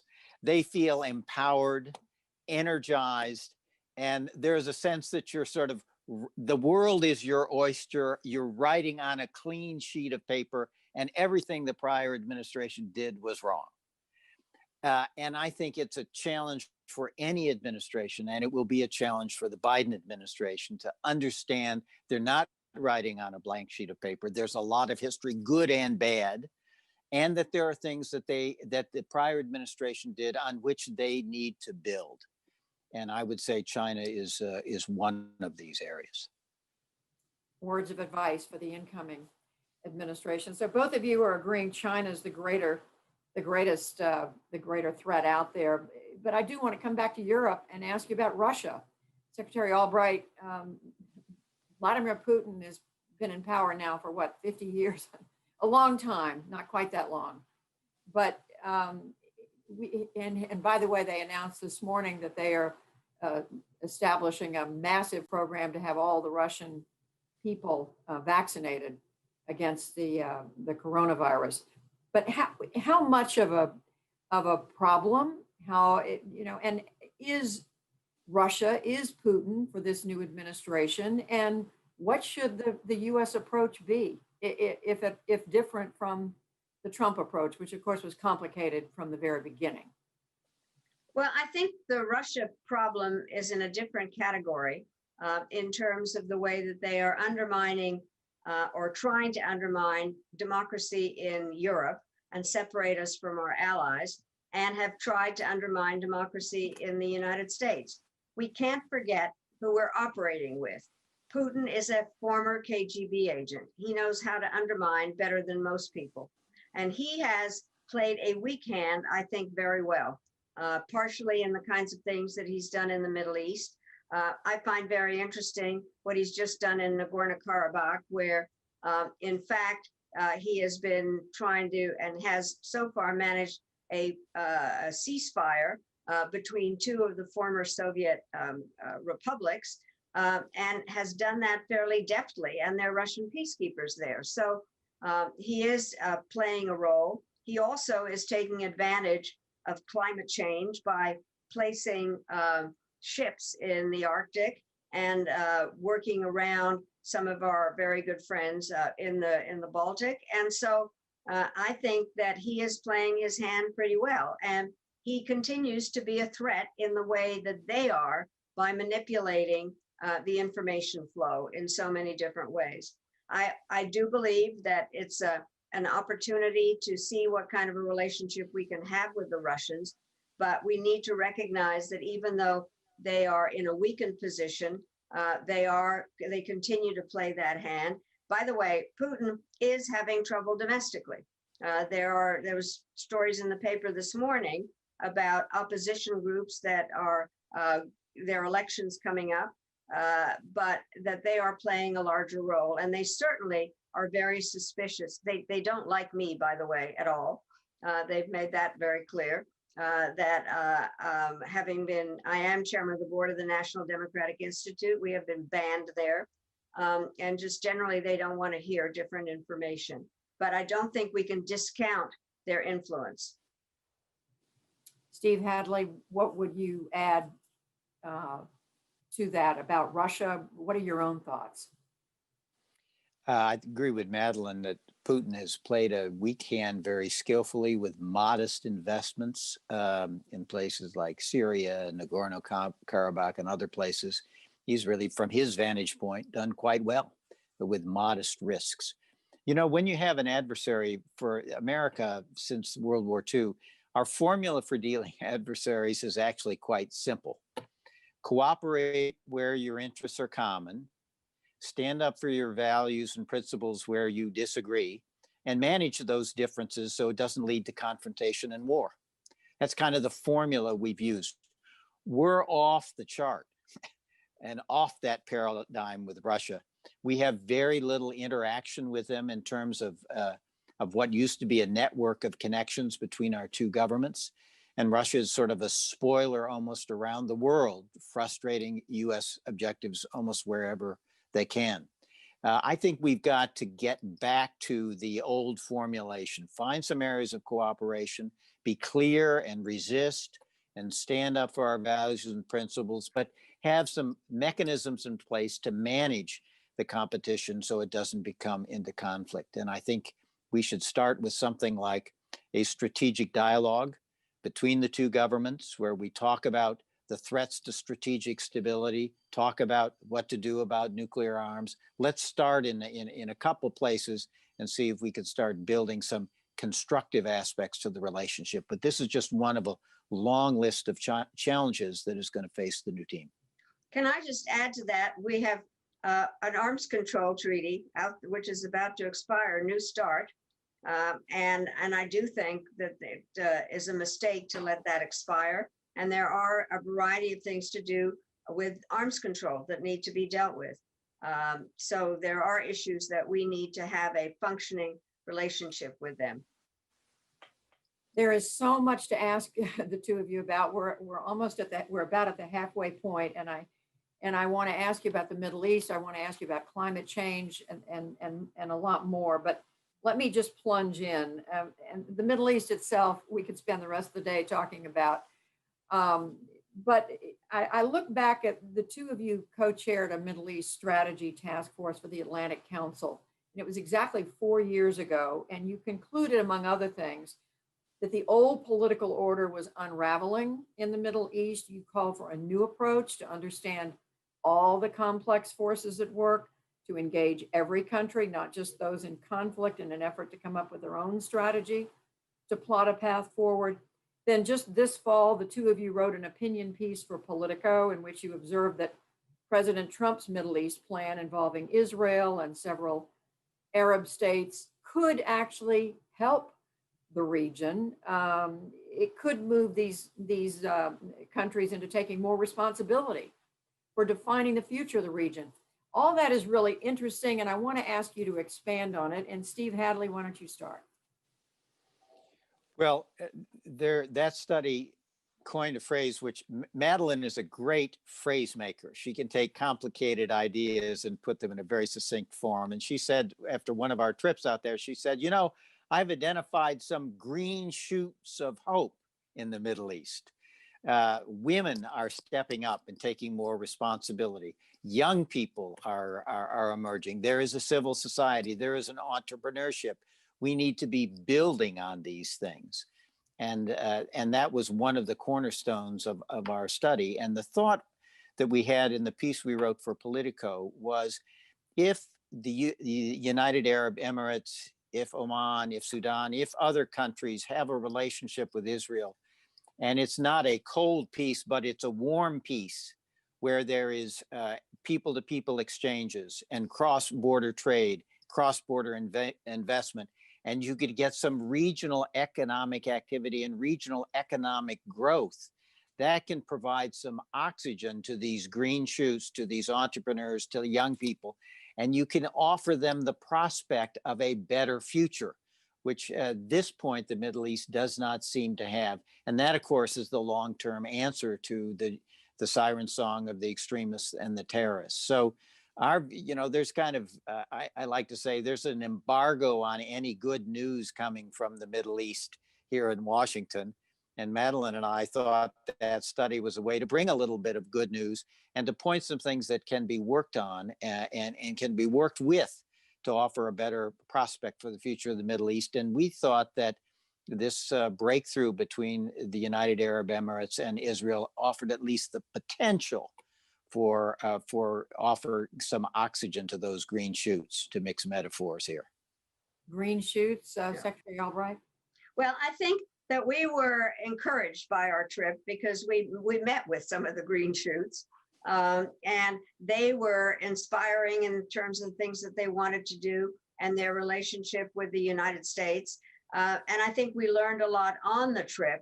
But I think that to some extent, the green shoots have been buried in sand that we have to watch very carefully in terms of ignoring some of the issues that have been ignored, which are the Israeli-Palestinian issues that have not gone away. And both Steve and I spent an awful lot of time earlier in our careers dealing with it. And there's no question that it takes up a lot of time, but it is absolutely clear. I do think that you'll be surprised. I give credit to the Trump administration for actually doing these agreements. I think they are useful. Although, again, reading today's news, the Sudan one is kind of falling apart at the moment.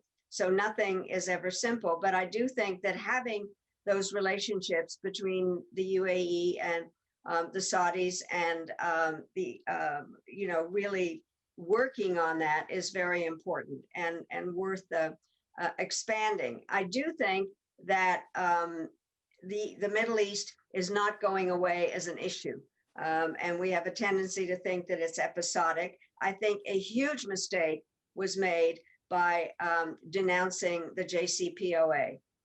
It was not a perfect agreement, but what it has done is undermine America's credibility in terms of keeping agreements and has undermined our relationship with some of the Europeans that were a part of it. So I am concerned about that. I am concerned about Iran's activities. There's no question that they are a force of undermining a lot of things that are going on in the region.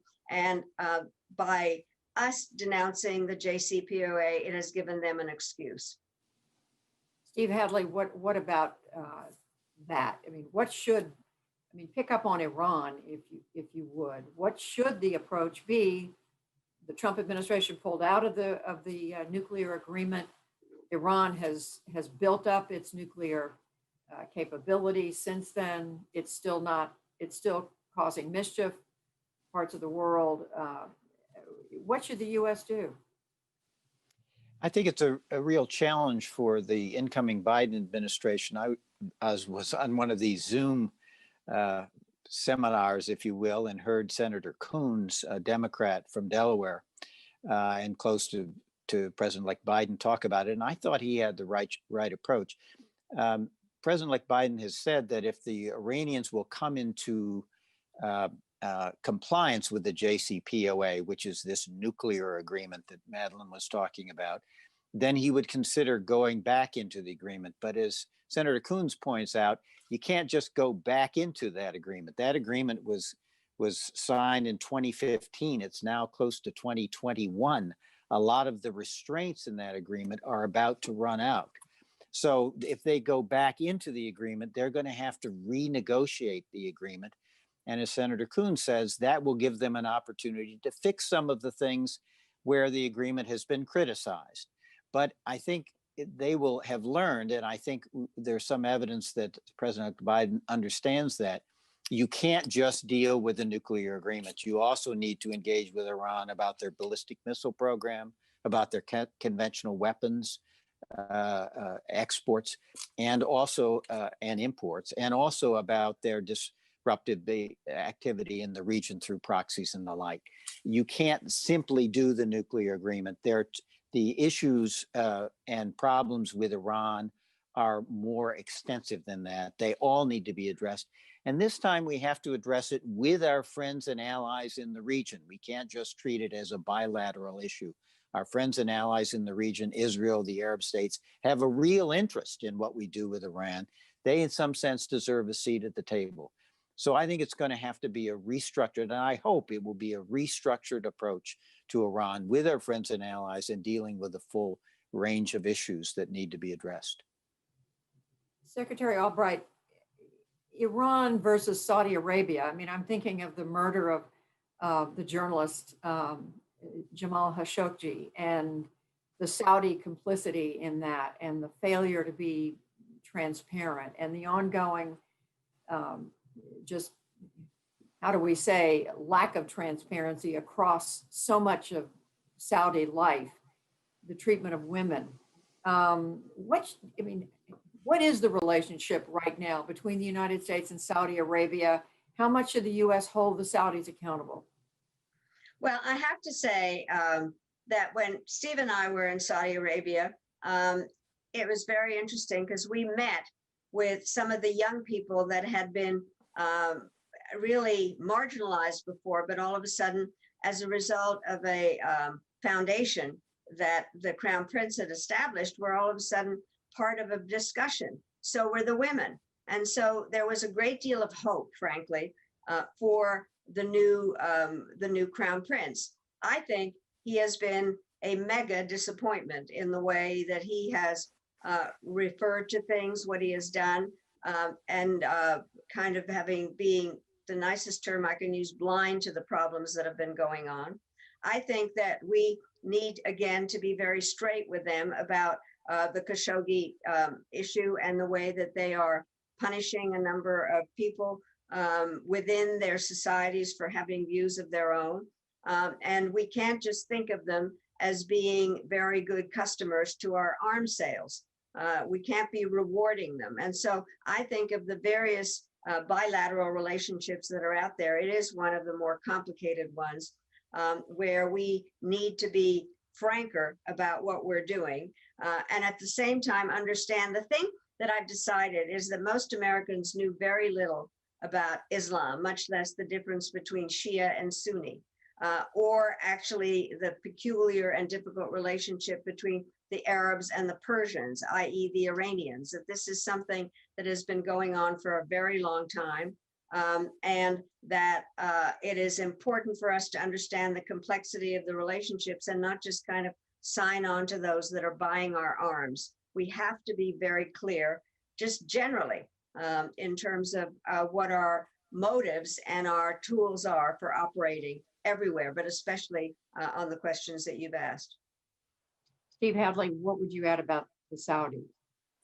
I think it's going to be one of the hardest issues for the new administration. And there's a real certain heartbreak about it. I mean, when the Crown Prince announced his Vision Saudi Vision 2030 program, it had a lot of aspects of social and economic reform that Americans had been hoping that Saudi Arabia would embark on, going all the way back to President Kennedy. And so there was a lot of hope that Saudi was actually finally going to actually partner with its people and reform itself in a way that would bring prosperity and security to them. There has been now an overlay with the Crown Prince, with the Khashoggi murder, the throwing into prison of women and other folks for demonstrating for reforms in cases of driving and other things that actually the regime has adopted, but nonetheless cracked down on the advocates of those reforms and cracked on more generally in the society. They have a real security problem in Yemen, attacks out of Yemen by the Iranian-backed Houthis that shell and missile attack Saudi cities. they have real defense needs that need to be met, and they need to be met by the United States, or they'll be met by the Russians or the Chinese. It's not that they will not be met. So the trade-offs here, I think, are excruciating. Wanting to keep alive the prospects for reform in Saudi, want to address their legitimate security requirements, but not giving them a pass on human rights, on their treatment of dissidents and the like at home. It's going to be a very difficult need to sort of balance multiple objectives. And I think it's going to be one of the most difficult and challenging things for the new administration. Okay, so we have some really good questions coming in from the students, but before I turn to those, I do want to ask both of you, at least briefly, if not longer, to speak about the role of climate change.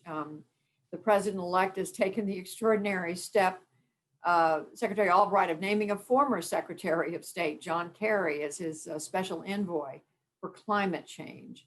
How big a role should climate change play in international affairs? I mean, I'm asking the obvious. It's on the table. There's no denying that. But should, to what extent? Clearly, the Paris Climate Accord is part of that. But how much space should there be now in American foreign policy for climate change? Secretary Albright. Well, I do think there needs to be a lot of space because, in fact, when first people started talking about climate change, it seemed very distant and very hard to explain to people. And when I was secretary, there was great concern about not doing too much cause and effect between a storm and climate change, or what its effect was on national security. That has changed. And I can give you a whole set of things that climate change has not only affected whether we can breathe or not, but also facts on the ground that are affecting our national security policy. So for instance, some of the problems that exist in the Horn of Africa have to do with climate change because people are being pushed out of their homes. It is part of the issue that led to genocidal acts in Sudan. It has an awful lot to do with migration policies. So it really does have an awful lot with our daily lives. I think that John Kerry is actually a perfect person to deal with this because he understands obviously the diplomatic aspects, but he has taken a very serious approach to climate change and is very knowledgeable about it. And I think that having him be a member of the Principals Committee sitting at the National Security Council meetings will make very clear how that affects our other agenda items and how it fits in. And he will be very important in terms of putting us back into the Paris talks, and he does speak perfect French. Steve Hadley. Well, climate change is a big issue. I think, and everyone's focused on the Paris Climate Accord. I think in some sense we have this a little backwards. We don't have a consensus here at home about what we should be doing about climate change. I mean, it was very interesting. The one issue that almost tripped up Vice President Biden in the third debate, or in the second debate he had with President Trump, was a suggestion that he was going to get rid of the oil and gas industry in the United States. It was a huge uproar because he was trying to win the vote in Pennsylvania, which was going to decide this election. So I think we've got to start here at home about what are we going to do? What is our climate agenda approach here at home? And there's some interesting proposals out there. George Shultz and Jim Baker have a proposal for a carbon tax where the revenues would go back to the American people. We have a discussion we need to have here at home. Secondly, when you get to the Paris Accord, the complaints a lot of people have are that for China, for example, they were given a long time before they have to become climate neutral or carbon neutral in terms of their emissions before they then begin to reduce. And a lot of people thought that was unfair, that China is not a developing country. It is a developed country. It's a powerhouse. And it needs to take greater obligations and undertakings with respect to climate. So the issue is not just really in the Paris Climate Agreement or not. The issue really is what's our strategy here at home? And then what is the right balance of responsibility among international participants? And does the Paris Agreement have that right, or does it need some alteration and adjustment? Can I add, I think that Steve has now a number of times, and I fully agree, made the point about the importance of considering what is happening in the United States itself, the domestic aspect to it. And it's hard to just do domestic, and it's hard to do just foreign policy. And so clearly what is important is to consider the issues together. By the way, Steve and I have been on a task force about the problem of extremism in fragile states. And we have been looking at a lot of other countries. We need to look at ours in terms of some of the legal aspects and things that we need to do to fix the problems that we have at home. So we have several questions, really good questions coming in from the students about the changing world order, about immigration, about artificial intelligence, AI. But I want to start with a question. I think it was one of the earliest questions that came in.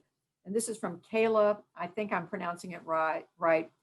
Bayfarouz. I hope I'm saying it right.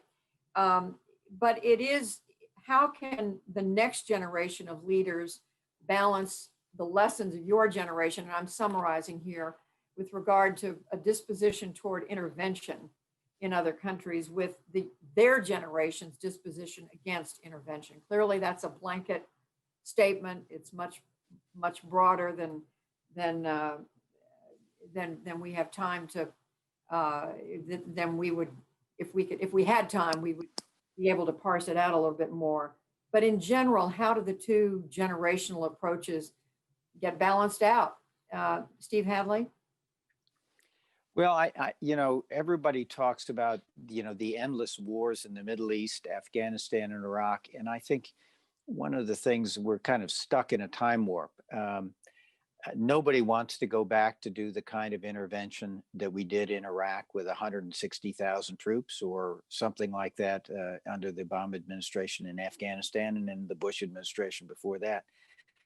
Nobody's really talking about that anymore. And for most Americans, those wars were over a long time ago. We still have American troops there. Regrettably, we still have a small number of combat deaths. Everyone is to be regretted. But we've got a different model of trying to defend our interests in fragile states where there are threats of terrorism that could result in terrorist attacks on the United States. And that is to do it by, with, and through local indigenous military forces. Also, Madeleine and I served on this task force on extremism, which suggested we need to have a whole series of non-military measures and instruments to focus on bad governance, abusive local security forces, to be able to help prevent extremism and help prevent terrorism, so that we don't have to rely on the military instrument. So I think there has been a real transition in thinking about how to deal with terrorism abroad, which is really the reason why for the interventions we've made in the past, so that we don't have to do that again. So I think we've learned a lot.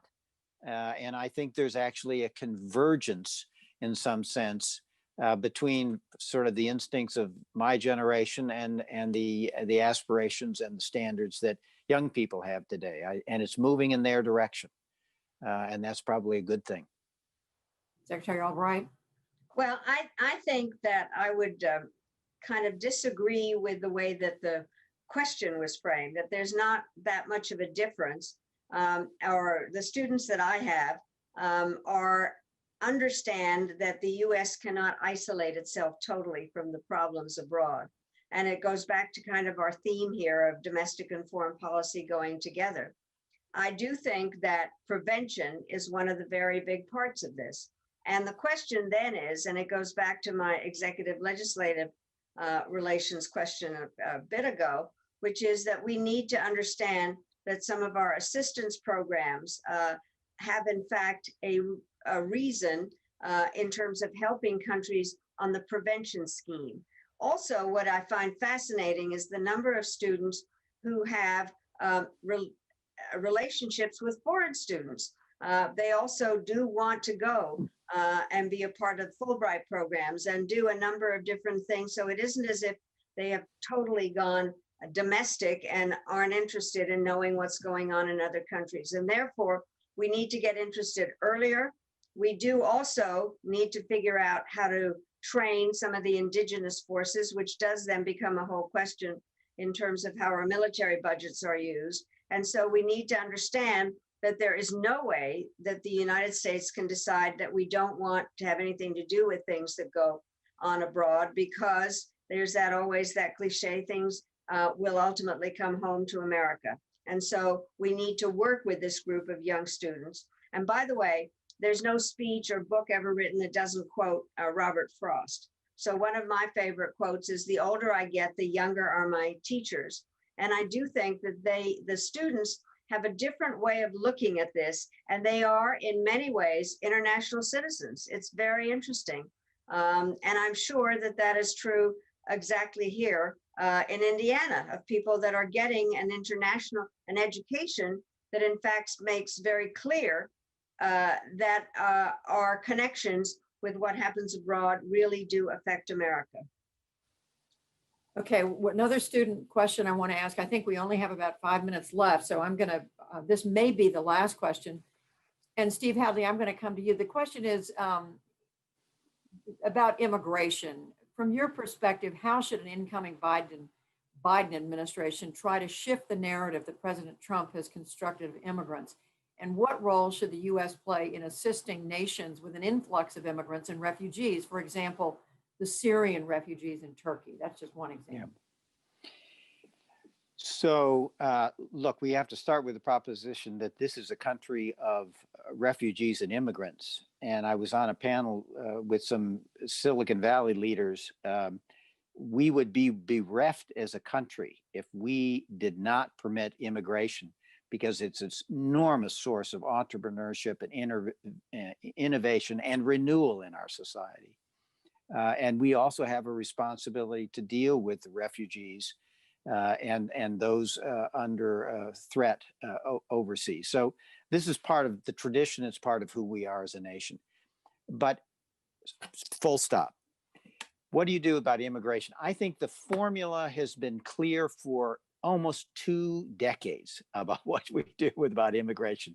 One, we've got to secure our borders. I'm not saying you do it with a war. You got to secure your borders so you have control over illegal immigration. Then you have to have a guest worker program for people to come in and do jobs that are not enough people in America are willing to do. And we need to have a process for those who are in this country illegally to be able to come into the light and to be legitimized. We can decide whether that is citizenship or something else. That's the formula. The problem is our political system has not been able to come to grips with it. You know, we had initiatives under the Bush administration, we had initiatives under the Biden administration. Our politics would not accept a compromise, which comes to the last point I would like to make, which is Madeleine and I do a lot of things together in terms of panels and public events. And we do it because we want to show that bipartisanship still exists and still works. She and I disagree a lot about the history, but there's a lot of commonality about what we need to do going forward. And I think that bipartisanship is not dead in Washington. It will have a renewal. It is something that I think President Biden will try to lead. And I thought it was very interesting that just yesterday, after months of gridlock on a follow-on economic assistance package for those subject to the pandemic, you had a bipartisan group of Republicans and Democrats in the Senate coming up with their own proposal, saying this is something that we can rally around. I think that's very encouraging, and I think what we really need now is to show the world and show the American people the Republicans and Democrats and independents can come together and actually solve some of these problems like immigration that have been around for 2 decades, and the solution has been clear for 2 decades. We just got to show that we've got a political system that can actually get this done. And I think we can. Excuse me, I'm so glad you brought up the question of bipartisanship in this very, very polarized era. So Secretary Albright, you get the last word. We're down to just a minute or two. And I want to give credit to the student who asked the immigration question. Her name is Caitlin Scott. She's a Hamilton Luger student. Secretary Albright. Well, I'm an immigrant and a very grateful one. And when I described myself, I had to do it in 6 words at a dinner, which was a worried optimist, problem solver, grateful American. And I have been saying that the Statue of Liberty's been weeping. She's smiling again. I do think that we do need overall legislation on this because we are a country of laws. And every country does have a right to have an immigration system. I just hope that we are generous, that we do not ban people for what religion they are or where they're coming from. And so I plan to keep speaking out on that. I think that it is essential. I also have to speak on the bipartisanship. I am as bipartisan as it's possible to be. I have spent a lot of time, both when I was in office and out of office, working with Republicans. I do wish that some of the Republicans had been more outspoken about bipartisanship earlier than the last week of Congress. And I think that we need to figure out a way to work together because we go abroad and tell countries that they need to compromise or build coalitions. And I've been told by an Egyptian member of parliament saying, you mean like you guys? So we have not been a great example of how we work together to solve problems. And I hope very much that with President Biden and Vice President Harris, that we will be able to develop a much greater aspect of bipartisanship, because that is the element of democracy that's been missing in the last 4 years to a great extent. And we have lost our reputation, to go back to the very first question that was asked. I want to see America that is, as Vice President Biden and President-elect Biden has been saying, the power of our example rather than just the example of our power. And that is, I think, a very good slogan for how we need to behave in the next years. Well, there couldn't be 2 more shining examples of statesmanship, stateswomanship, public service than the 2 of you. You have, I know you've worked together on so many things. Steve Hadley, a Republican, Madeleine Albright, a Democrat. You've set an example for everyone else in how it's possible to work together for the greater good. And I know the country is grateful to both of you. And I'm so grateful to have had a small role in pulling this panel together for the Hamilton Luger School and for this conference on America's role in the world. So I don't know if I'm turning it over to someone else, but I just want to thank Secretary Albright, thank Mr. Hadley, both of whom have just been tremendous over the last hour. Thank them. And am I turning it back to somebody? But Judy, can I just say, I think the role that you as a journalist play is just absolutely crucial to our democracy. You are a shining example of giving us the news. And I think that the role of information in a democracy is absolutely essential. So thank you so much for the role that you play. I appreciate it. Thank you. So.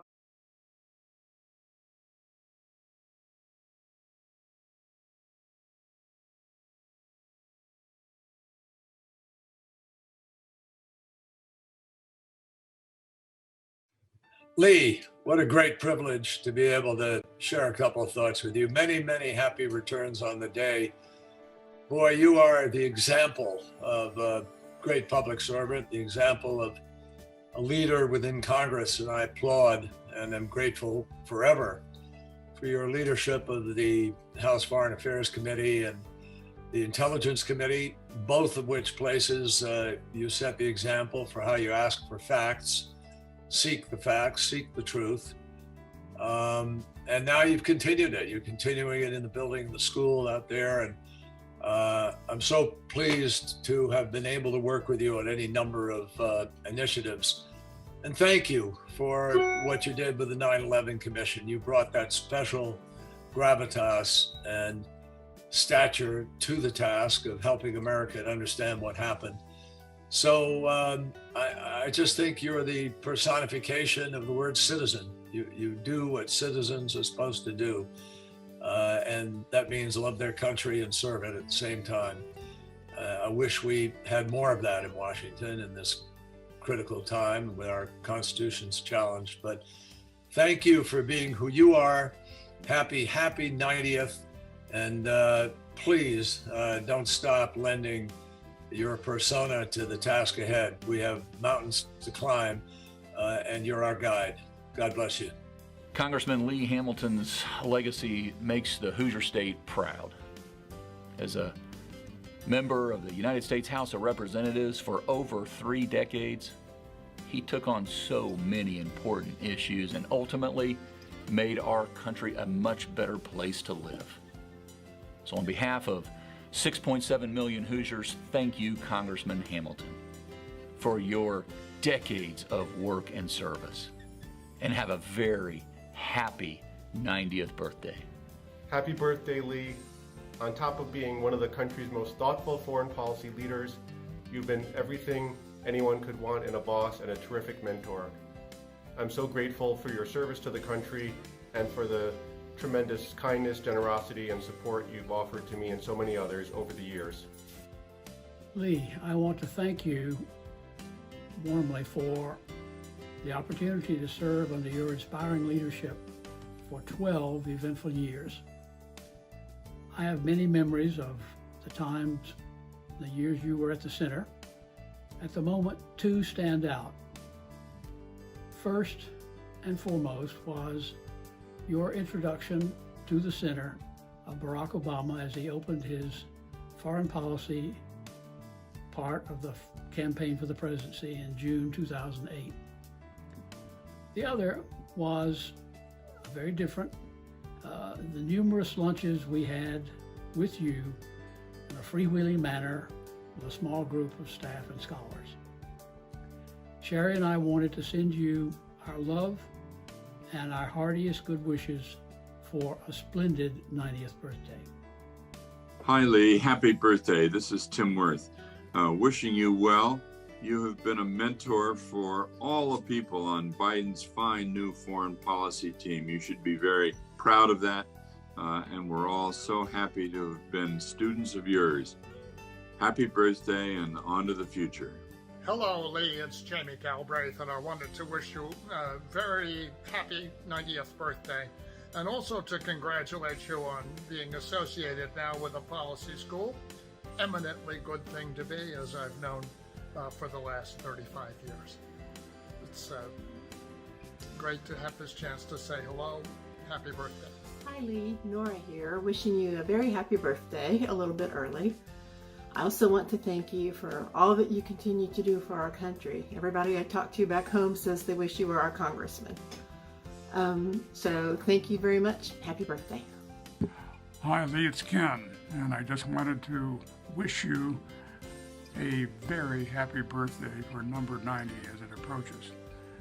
We've known each other now for 39 years, and I want to thank you for all the things that you have done to help and support me during that time. And in closing, don't worry, I'm not going to sing happy birthday. Lee, Frank and I send our best wishes for a happy and healthy 90th birthday.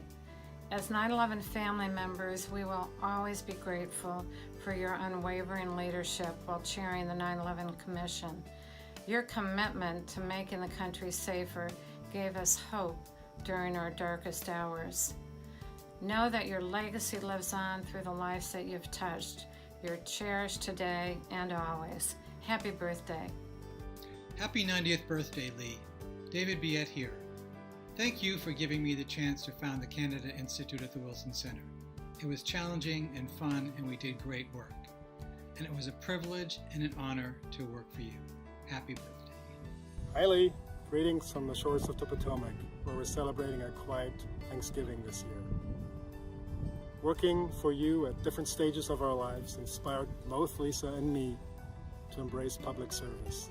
Thank you for being such a model public servant, a do-no-harm politician, a compassionate mensch, and one of our personal heroes. We send all good wishes your way, Know that we miss you, and yes, the biography will come. Happy birthday, Lee.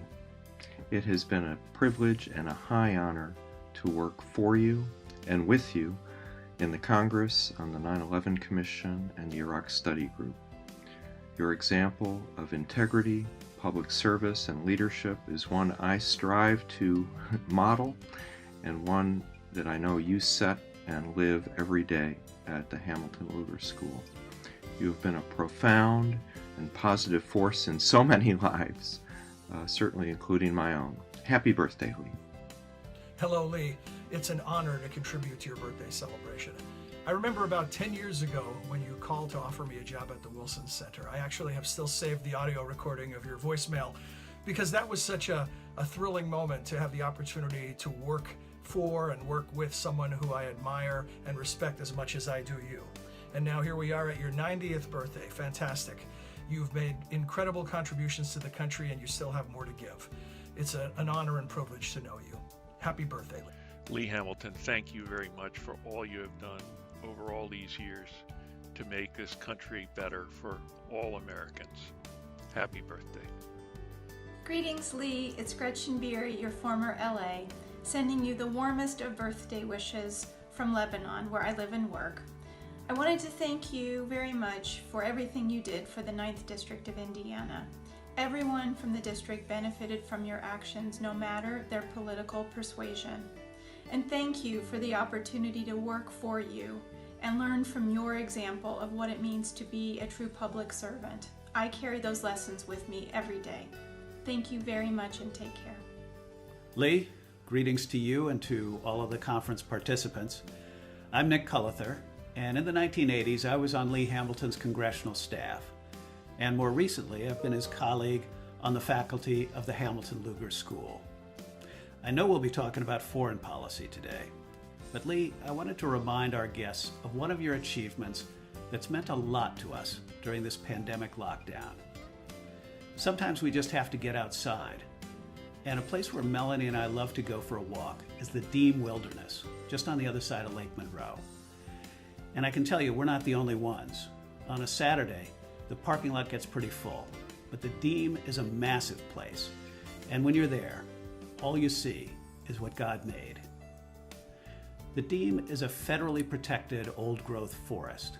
It's there because Lee Hamilton introduced and fought for the Charles C. Deem Wilderness Act. Getting federal designation isn't easy. It requires years, sometimes decades of negotiations with state and local officials, the Army Corps of Engineers, and then the log rolling of getting a bill through Congress and signed by the President. And it's not the only one that Lee sponsored. When you visit the Falls of the Ohio National Wildlife Conservation Area or the Ohio River Greenway, you can thank Lee Hamilton for saving those treasures as well. Lee, thanks for all you've done for the school, and thank you for giving us someplace to go on the weekends. Congressman Hamilton, thank you for your many years of service. As an IU alum and a member of the board of the Hamilton Lugar School, I'm especially appreciative of what you've done to turn this into the world-class institution it is today. Thank you for your service, and I look forward to seeing you again soon in Bloomington. Hi, Lee. Happy birthday. For your birthday, I'd like to share one of my fondest memories of your time as director of the Wilson Center. I love the way you used to wander around the center, come down from the 8th floor and poke your head into people's offices and say hello and see how they're doing. And I remember one time you came by my office on the 4th floor and looked in and saw the incredible mess on my desk and the stacks of paper and files on the floor and all over. And you repeated something you said someone had told you, which is that order is in the mind. And we both had a good laugh, and I remember feeling validated and not chastised for how messy everything was. So thank you for all of your years of leadership, for your decency, and for everything you have contributed to all of us. Happy birthday, many blessings. Take care. Lee, happy 90th birthday. And thank you. Thank you for all that you have done to make the United States better in the world, and to make so many people who have had the chance to work with you and work for you able to contribute far more than we ever would have had we not had the time and the teaching and the advice and the guidance from you over the years. And some of which I will say I have been able to pass along to others, to the generations that come behind me as well. So thank you and happy birthday. Hi, I'm Deborah Solomeo. I was the Communications Director of the Congressional Joint Economic Committee when Lee Hamilton was chair. Congressman, your advocacy for more accountability in monetary policy really helped open secret doors at the Fed. And in light of this week's news about the diversity of the Biden-Harris appointments, I'd love to note that you hired an unprecedented 3 female PhD economists to the JEC staff. Happy birthday, Congressman. Happy birthday, Lee. It's Warren Bass. This is Abigail, who you unfortunately have never met because it's a little difficult to get to Indiana right now. She does, however, remember your voice as one of the first that you ever heard when you called to wish her congratulations when she had arrived still in the hospital. She doesn't know what the U.S. Congress is. We will explain all that to her. We will explain that there was a former boss of her father's who tried to make the planet much safer for her, and she will really appreciate it. Thanks so much, Lee. Happy birthday.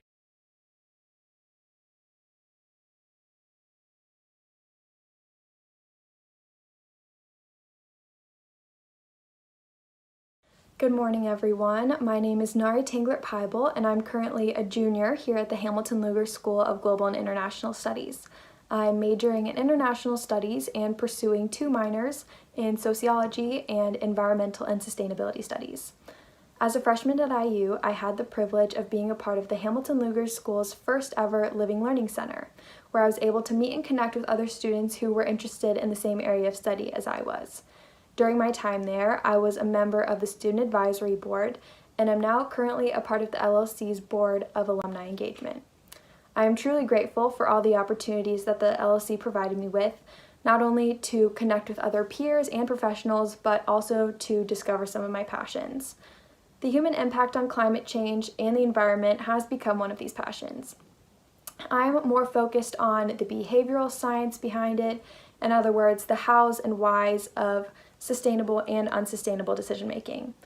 I believe that climate activism is crucial in today's world, and I'm honored to be able to introduce today's panel on its future. Today, we are joined by Katie Etter, the co-founder and executive director of Future Coalition, a national network that organizes young people around climate change, voting, and gun violence prevention. Under Katie's leadership, the coalition has grown to over 40 youth-led organizations, along with thousands of youth leaders and change makers across the country.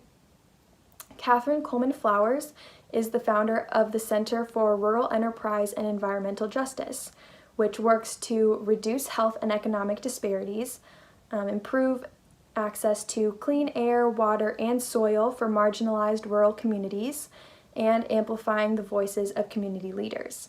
This is all done within the context of climate change and through the lens of environmental justice.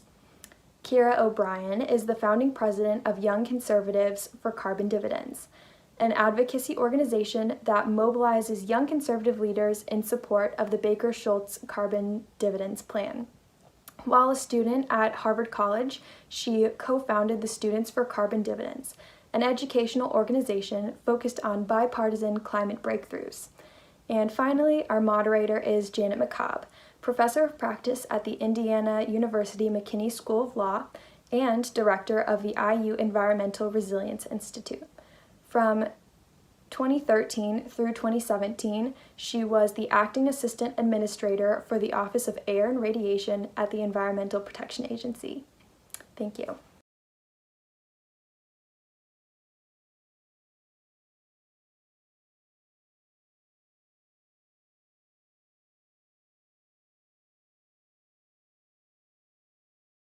Much for joining us. We're just thrilled to be part of this conference. I'm thrilled to be here with 3 amazing people whose first names all start with the hard C sound. So that's a good day when that happens. We're here to talk about climate change and activism and what gets people excited and motivated and what we need to do in this country and beyond to deal with the climate challenge that is facing us. So if you have questions, please send them in to us through the Facebook app that you're watching on, or Zoom, or however you have access to questions, and we'll tee those up throughout the conversation.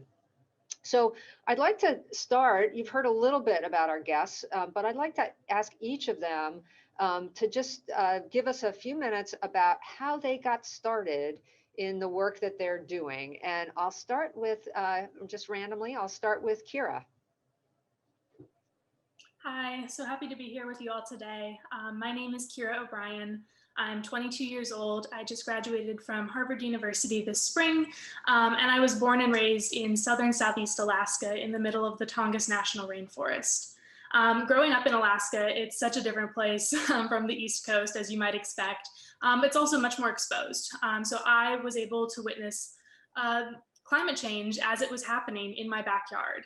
And so that's what first got me interested in climate and what was happening to our world around us. But then when I moved to the East Coast for college, I was president of the Harvard Republican Club, because growing up in Alaska, I'm also a conservative.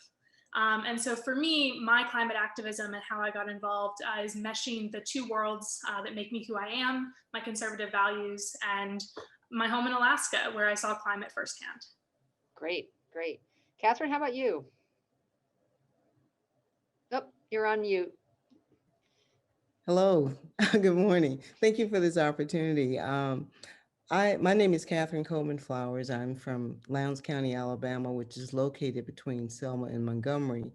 Most of my experience has taken me to places around the country, but eventually I came back to this area. I currently live in Montgomery. I am the Rural Development Manager for the Equal Justice Initiative, and I also work as I'm the founder and director of the Center for Rural Enterprise and Environmental Justice. What has brought me to this place is that I have lived long enough to see the changes that have taken place here in my own area. I used to teach geography, and in teaching geography, we talked about place, and we talked about the type of plants, the type of animals that lived in certain types of climates. And I have lived long enough to see the changes in the climate. I have outside of my house right now 2 palm trees that when I first moved here, I had to cover them every winter to make sure that they survive. I don't have to do that anymore. So those are live examples. And I work at the intersection of climate change and environmental justice. Great, we'll get into that more. I know we will. All right, and Katie, last but definitely not least. Yeah, thank you so much. I would say my kind of origin story of getting involved in climate change, I took a class when I was in 6th grade, and I'm 21 now, so that was about 11 years ago. I took a class called Environmental Detectives, and it was, we read The Inconvenient Truth by Al Gore, and that for me was very eye-opening, because I think it was really the first time I had really heard about and understood an issue to be larger than one community or one country, and really this existential threat that was facing the planet and humanity. And at the time, as sort of a naive 6th grader, I thought, oh, people must not know about this, because if people knew about this, they would be doing something. And so I got involved in trying to spread awareness with my peers and in my own school and my own community, and had challenges for a while in sort of figuring out as a young person how I could get involved in the climate justice movement. And then sort of within the last few years, as we've sort of seen this new wave of youth energy around addressing the climate crisis and advocating for climate justice, I've been able to sort of come full circle and get re-involved in the work sort of through the coalition building that I do. That's great. Well, I want to start with a question I think that's really kind of directed at Kira and Katie. I just earlier this morning, I interviewed for IU's podcast, In This Climate, which I recommend to you if you're looking for a podcast to listen to, Reverend Mitch Hescox, who is you guys are nodding, you've heard of him. He's the director of the Evangelical Environmental Network, and I've known him for a long time. We've worked together on the Mercury Rule and climate change and that sort of thing. And we were talking about the challenges of the people from the evangelical community being able to have meaningful conversations with more people more on the left, people who may not agree about lots of issues, including political ones, and how challenging that is. So with young people who are just so incredibly important to working on moving us in the right direction on climate change. We're seeing groups, Kira, young conservatives, young Republicans, who are really getting active, and then there are lots of activists who probably would not consider themselves conservatives or Republicans. So, do the people your age in your group, do you have those same challenges talking to each other that older people seem to? I can start with that. In my experience, climate is very much a generational issue. There's a lot of consensus among young people about the science, at least what's happening. I find the more difficult and interesting conversations come when we start to talk about solutions. And honestly, I'm just very happy that we've come to a point where we're having conversations about solutions. And I think what you're describing among the older folks speaks to the unique coalition building that needs to happen to get all sides to the table on this issue. Because there's a great misconception about climate as a partisan issue, when it's really, it has to be a multi-party, everyone involved issue if we're going to actually find solutions that stick.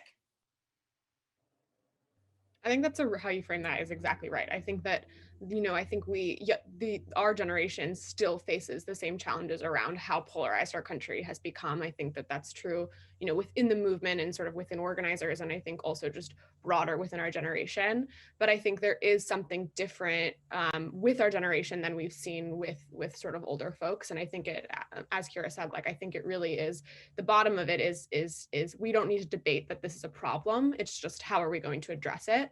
And I think we're much more willing to sort of come to one table and say, we have a fundamental understanding of sort of what is fact here. And then we can have the conversation about how we have differences and how we approach it, but we at least can come to the table and have that conversation. And so I do think there is that generational difference there. So you found common cause.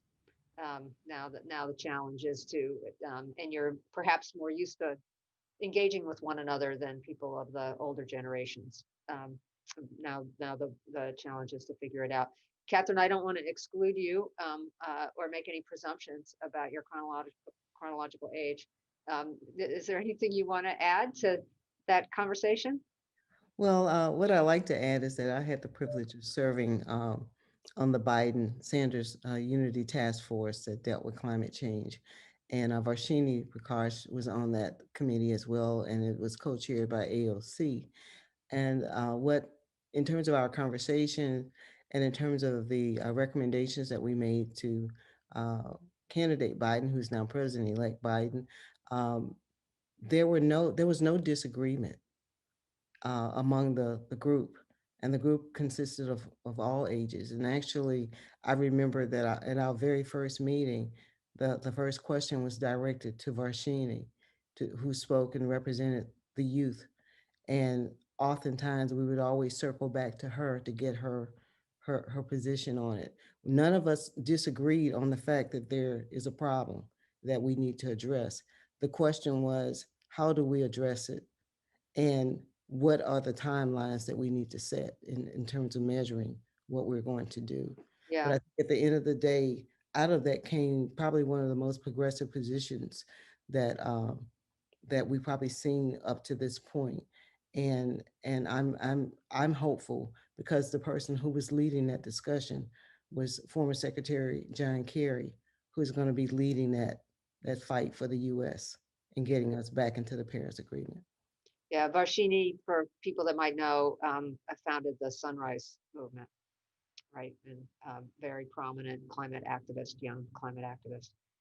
I do want to get to what I think is on everybody's mind, which is what happens next. What can we get done? What can the incoming administration get done? But I want to, before going there, I want to put environmental justice squarely on the table for us.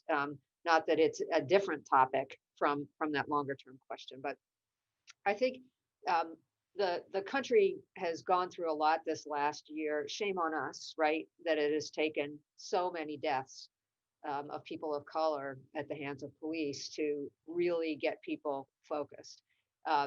And people have been really focused, but I've worked in environmental policy, environmental regulation for decades. environmental justice, we have known that these injustices existed, and it has been very, very challenging for this country to fix it. I'd love to know your guys' views on, is it different this time? And can we actually do it this time? And the reason I say it's completely tied up with the next topic, which is what happens next, is because environmental justice is climate justice, is climate change, and it's all wrapped up together. So let me start with you, Catherine, since you went last on the last round. Well, I think that's a very important point. We cannot have climate justice without dealing with environmental justice. And one of the areas that I like to refer to that I think pretty much signifies what all of what we were talking about is Cancer Alley. If one were to visit Cancer Alley, which is located in the area between New Orleans and Baton Rouge and actually on to Houston, what one would see there would be a Disney World of petrochemical plants. These are factories that are multinational corporations, and each one of them produce gases and chemicals that are not only damaging to the environment, but damaging to the people that live nearby. In some cases, these plants are located next to schools, next to churches, and certainly next to homes. What makes it an environmental justice issue? If you go to St. James Parish or St. John's Parish, you see that these plants are located in areas that were former sugarcane plantations. And some of these plantations still exist in terms of the physical structures are there. You can see the slave cabins nearby. The people that are impacted the most by it are people that are African American, who have some of the highest cancer rates in the US. But at the same time, when you look there, you see the Mississippi River. And the Mississippi River kind of is the, if we will, almost like the lungs of this area of the US. And the river is actually up higher than the area around there. And we know that with all the flooding, with the deluges of rain and so forth that occur, that those areas are going to flood, and you have a cauldron of all these different chemicals that are located there. And these chemical plants and what is happening there are tied to the fossil fuel industry.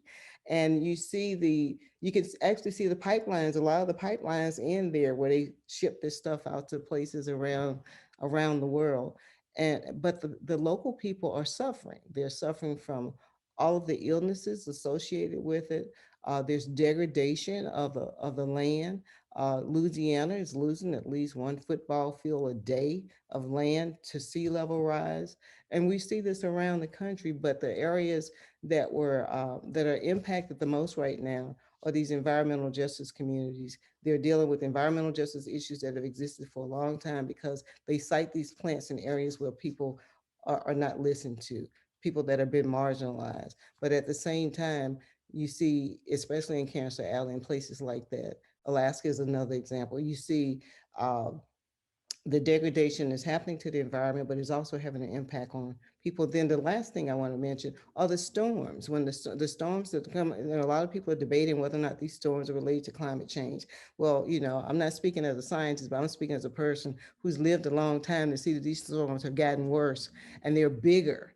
And they're so big, in fact, that when a storm hits Lake Charles, Louisiana, we feel it here in Montgomery, Alabama. When Delta came through, I had to literally be in my hallway because they tell you to have have as many walls between you and the outside as possible when these winds start blowing. And it was so bad that this is the worst I've ever felt. We had hurricane force winds that came off the Gulf, hit Louisiana, but we had hurricane force winds here in Montgomery, Alabama. So yes, we have to do something about this. And these environmental justice communities are suffering right now. So Kira, have we seen a sea change? Yeah, I think kind of going off what Catherine just mentioned, I think there needs to be a greater focus on localizing the impacts of climate because that's what makes it personal, that's what makes it real to people. One thing that I find in discussions with folks, particularly older folks on the right about climate, is there's this impression that this is a far off problem that is happening elsewhere. And that's not the reality of this. And growing up in Alaska, I absolutely saw that. My early memory of climate change is I'm on an island at home, and so I was looking out over the ocean, and the ocean had turned this fantastic Caribbean blue. In Alaska, it's supposed to be like a kind of steel gray. And I just remember thinking, this is so beautiful, but so wrong. And just a couple weeks later, that was confirmed. It was an algal bloom. And then, of course, when that ceased, it killed off a bunch of the fish and kind of messed up the ecosystem. All of these localities are so delicate, and our way of life is very fragile when we think about it. And so that's what I think is important about centering these conversations around the local communities. There are villages in Alaska that are basically doomed, right? The erosion is so significant that people can't live there now or soon will not be able to live there. There have been some efforts to move entire villages in Alaska, which is not a small undertaking, but a necessary one when your infrastructure falls out. Yeah, and I mean, you guys were sort of the canaries for the country, and now we're seeing this sort of thing in along the coast, and the wildfires in California, same thing. Places are becoming uninhabitable, and it's really coming into people's lives. Well, Katie, how about you? Are we awoke enough that we're actually going to change some things here and really focus on environmental justice and understand it better? Yeah, I mean, I think echoing both what Kieran and Catherine said, I think that, when thinking about sort of what we've seen in the climate movement, the climate justice movement over the last, 2 years, what kind of in sort of the youth movement is this sort of new wave of youth organizing we've seen with the rise of the Green New Deal and with the climate strikes. And I think what we've seen, and, I think even more so this year, is that young people, I think, intuitively understand this connection in a way that we haven't seen from the environmental movement in the past. And that for so long, the environmental movement has been so focused on kind of the, polar bears and the ice caps and the rising sea levels and this very kind of abstract idea of what climate change is. And I think what young people have brought to the table, and I think what this conversation about how sort of injustice and racism in this country and systems of oppression in this country are linked to climate change, really bring us back to that climate change is a people's issue first and foremost. And the planet will be fine, right? If climate change becomes as worse as it can be, it's not gonna, the planet will survive. It's very strong. It's us as people that we won't be able to. And when we really bring it back to the ground, I think that's when we can localize it, and we do tell the stories of the individuals that are on the front lines. And I think, as I said, I think the other thing is that it's really important, and I think what this year has, I think, disrupted in a really good way in sort of what has been this environmental movement, and many of the larger sort of environmental groups that have been around for so long, is this at the bottom line, at this the root causes of systems of oppression in this country are also the root causes of climate change and the root causes of environmental justice crises across the country. And once we can acknowledge that these problems are so intrinsically linked, then we can come up with solutions that are able to address them across the board. And I think we're at that place in a way now than we haven't ever been before.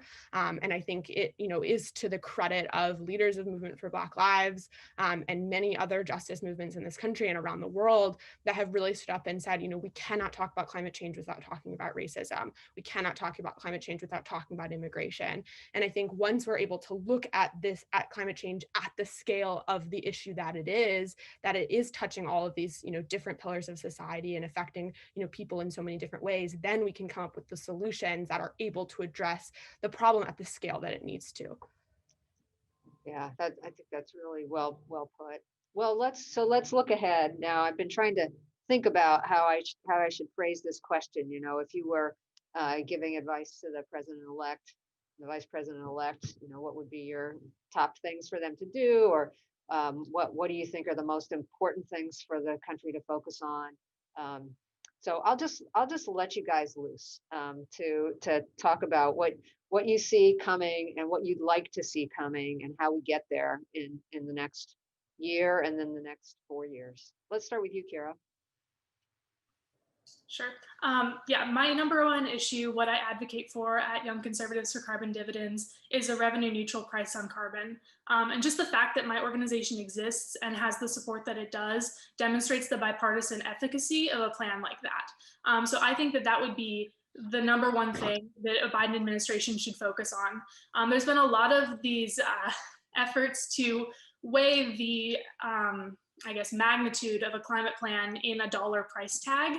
But I disagree with that in a lot of ways because there's a lot of investments that need to be made, but there are also things that we can do that are revenue neutral. Pricing carbon is one of those things that would allow us to reduce emissions at a much greater scale than we have in the past and has bipartisan potential in a way that a lot of other programs do not. How do we get there? I mean, people are saying that sort of regardless what happens with the Georgia Senate races, that the legislation is just going to be super hard. Can we do it? Is there enough support to do it?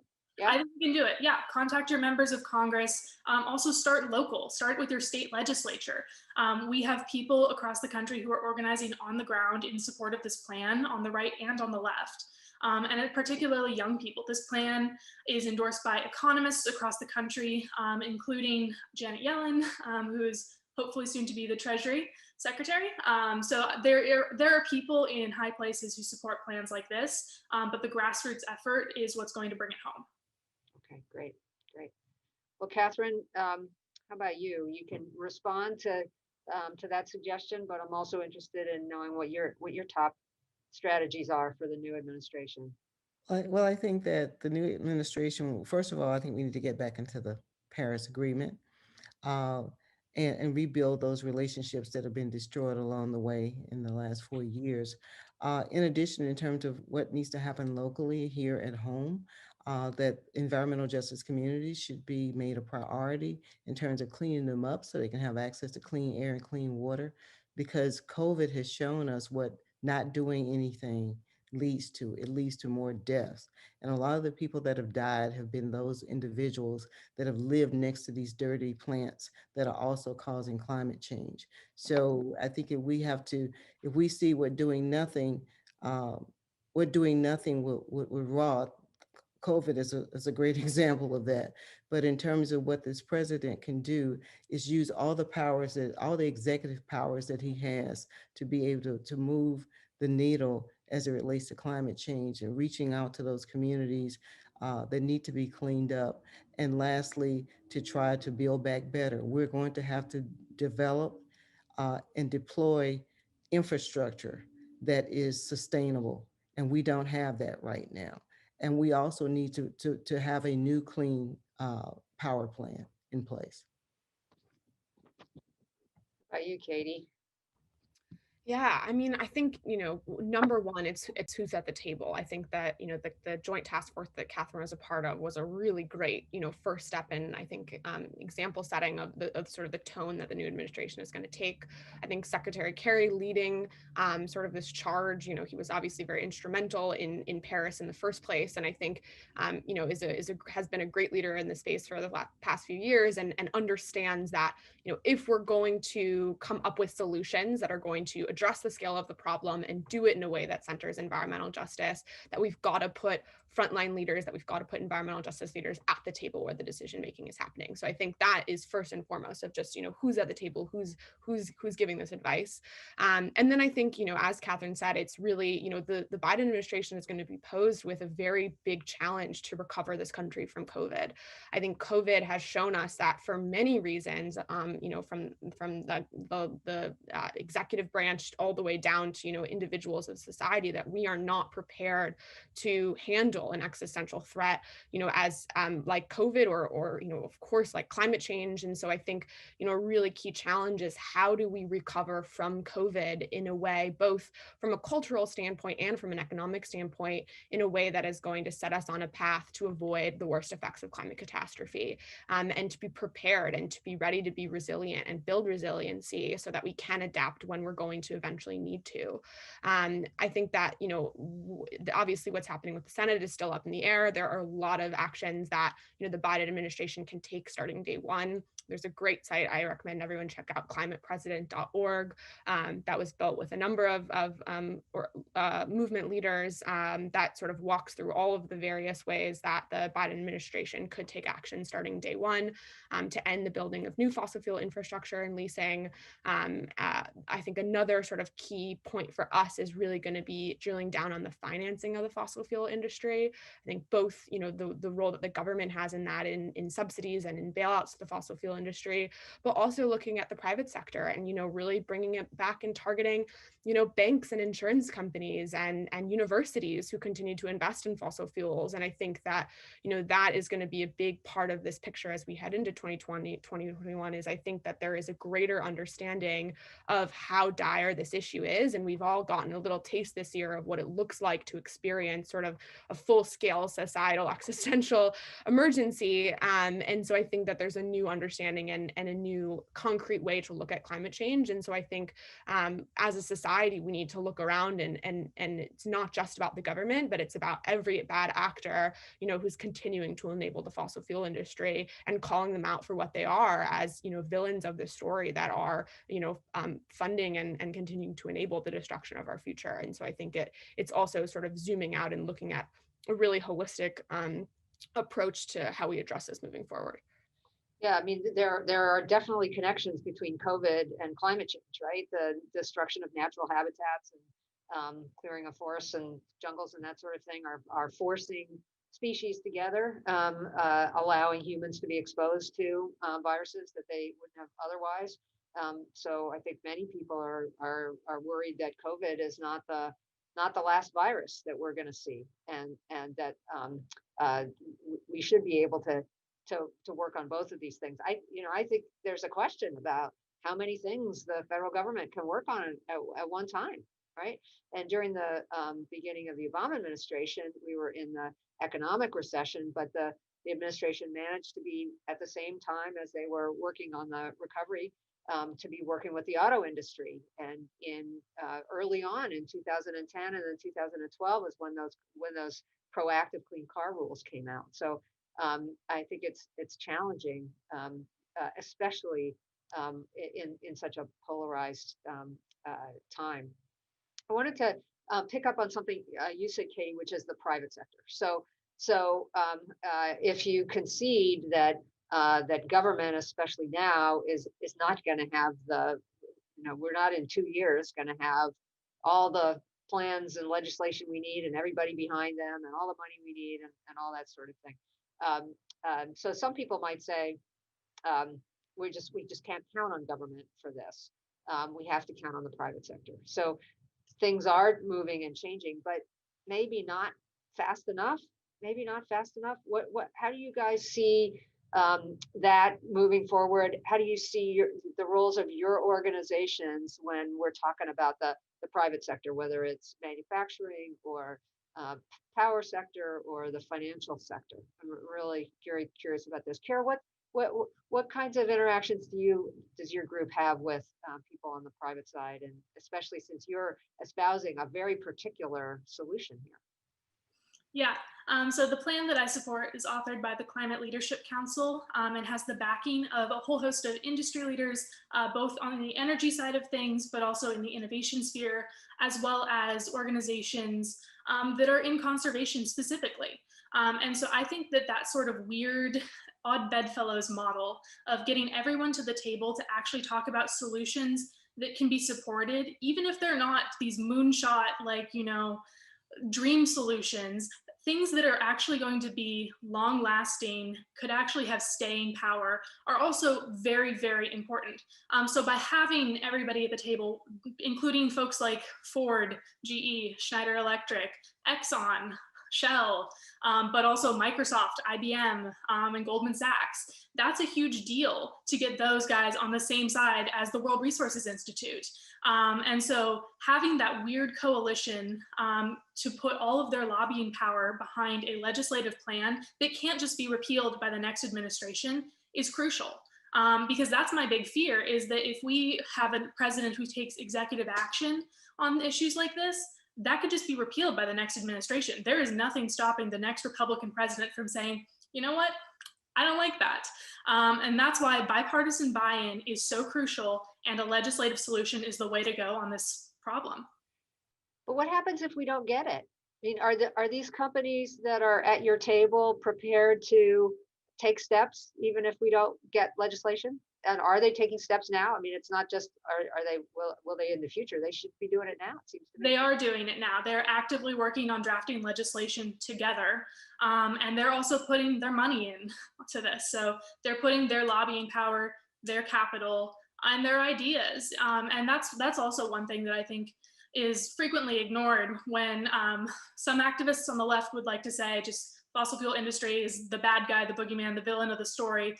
They're also experts in a lot of ways. I'm not saying that they do everything right or even the majority of the things right, but they do know the most about this problem compared to a lot of other people. Even if that means that they've had culpabilities in the past, they know what to do to overcome it. And so just putting pressure on those folks to do the right thing. And I do think that that is working. They are at the table now. They have chosen a solution. They've chosen several solutions, but the one that I support is the one that I'm speaking about, the Baker-Schultz plan.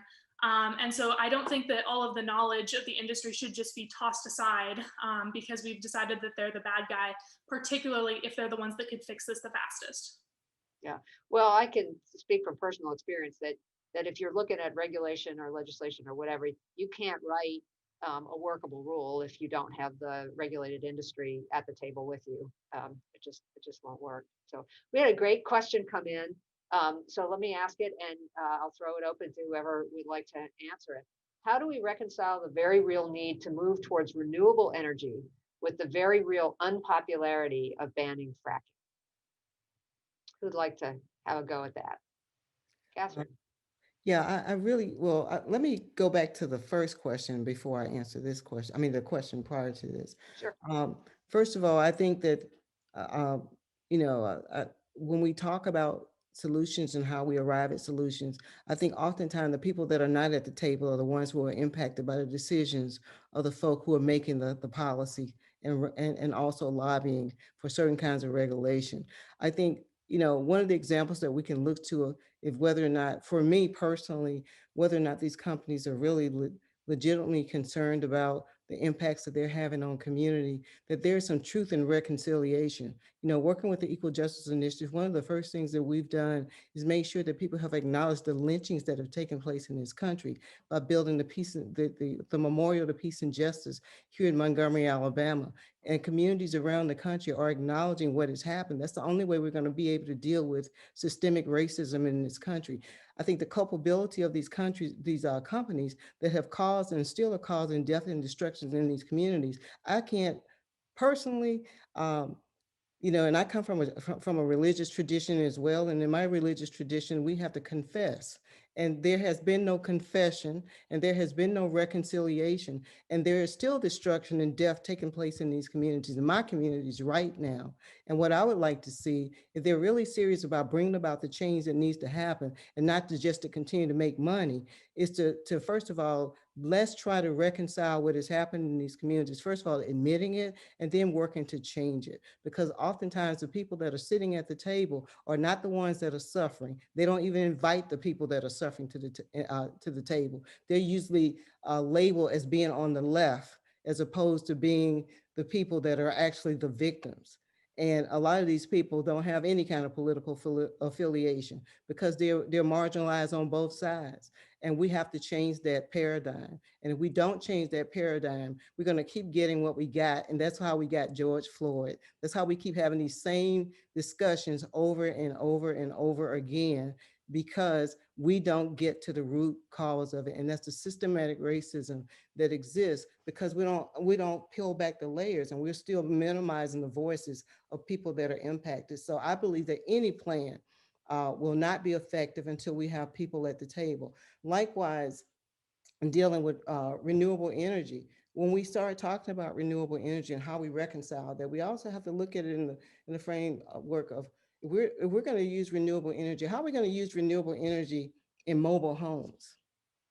We have poor families living in mobile homes. What are you going to do? Put a solar panel on top of a mobile home, and every time there's a storm, they have to leave and there's nowhere to go, especially if they're in a rural community. So I think that we got to We got to come up with plans that don't leave out a whole lot of the United States. And a lot of the US is actually rural in terms of land area. It's rural and unincorporated. And we have to have plans in place to make sure it makes sense. And we're gonna have to address, and maybe one of the roles that the companies can play in this is make sure that there's investment in these communities so people can have sustainable housing, especially communities where they've gone in and raped the property. In the case of West Virginia, where I've seen with with fracking, for an example, people were complaining when we went there about they can light their water and it would burn. So if we're going to move in those directions, we need to rectify what we've done. How do you put a top back on a mountain when it's been blown off? I mean, these some of the kinds of things that I've seen. It's nowhere in the world. It would be like letting loose the devil in the Garden of Eden, and they just decided to destroy everything. And that is what is happening. And we got to come up with some kind of balance here, where the ecosystem is not disturbed or restored, and at the same time making sure that the people that have been marginalized, have been exploited, whose labor has been taken from them and not been paid for. Their communities have been destroyed. There's one community, go back down to Cancer Alley, where the company that's there, the fossil fuel related company that's there, actually has bought the property where the community's graveyard is. They got to get permission from them to even go visit their dead. So a lot of these things don't make sense, and they don't reconcile with any kind of religious tradition that I know about. So we're going to have some balance there. And the way we reconcile that, I think eventually we're going to have to move away from fracking. And I think that we have the technology, the know-how, well, maybe not the technology, but the know-how to come up with concrete plans. And some of the things that we're doing now, I've been in this world for 62 years. They don't work, and they won't work 20 years or 60 years into the future. We got to come up with some things that's going to work. Yeah. And put people at the center. People at the center, yeah. Very, very powerful. Katie, Kira, do you want to take a whack at the fracking renewable energy question? I will circle back, and I just want to add one thing onto this on this point really quickly, is that, when talking with a lot of our sort of colleagues internationally, young people that are working in this movement internationally, in other countries outside of the US, there's a much greater understanding around sort of the public narrative of the climate crisis, that it's caused by the fossil fuel industry. People understand that the fossil fuel industry means the oil and gas industry. And because of that, we see more action, and the private sector moves in greater ways. Australia, I think, is a really great example, where a lot of the public narrative around the climate crisis is very much tied to oil and gas and coal. And so banks have stopped financing coal projects because movement organizers have done such a great job at pressuring them and really getting the public to remove the social license of banks when they're continuing to enable sort of what is destroying our planet. And I think what is so needed in the United States, and I really hope in 2021 that we're able to do, is changing the narrative of how we tell the story about the climate crisis. And for the last 3 decades, the story of the climate crisis has been controlled by the fossil fuel industry. I respectfully disagree strongly that the fossil fuel industry should not be at the table when we're talking about what to do, or how do we address this problem, because they've known about Exxon has known about the climate crisis starting in the 1970s, which is before most of us even knew what global warming was, and they have poured millions of dollars into covering it up and changing the story and trying to control this sort of narrative about who is responsible. And so I think so much of what we need to do is change how we talk about the climate crisis. It's not about our own personal impact, and it's not about each of us contributing equally. One person is not going to be able to solve this problem by not flying or not driving or doing XYZ. It has to be a systems change, and that system change needs to start with identifying that the fossil fuel industry is the root cause of this problem, and it must end. We have to see an end to fossil fuels. There's no but, what, if, and that goes for fracking too. I think during the debate when Kamala said many times, kind of made everyone flinch a little bit. We're not banning fracking. Their AOC had tweeted, let's just be clear, fracking is bad. Fracking is bad. That is not, it is not, there's no way around it. We have to see an end to fossil fuels. Now we have to do it in a just way. We have to make sure that we're transitioning in a way that's, creating jobs, that's training workers, that's, making sure that, we're going to continue to stimulate the economy. But, there's no way around it. We need to see an end to fossil fuels. And that means that the fossil fuel industry, everyone, all players in society, whether it's, the government or, the private sector, needs to stop enabling them, whether they're doing that through permits and loans from the government or, of financing or insuring new projects from, banks and insurance companies, continue to invest from asset managers and universities and other private institutions. All of us need to, end that enablement. And I think what is different now than what has been true in the past is, the movement in the past has been so focused on the moral argument, right? This is bad, this is immoral, this is unethical, this is destroying our future. And it is clear that, people, fossil fuel industry and, many of folks in the private sector, that's not their priority. The moral, ethical, that's not their priority. It's profit.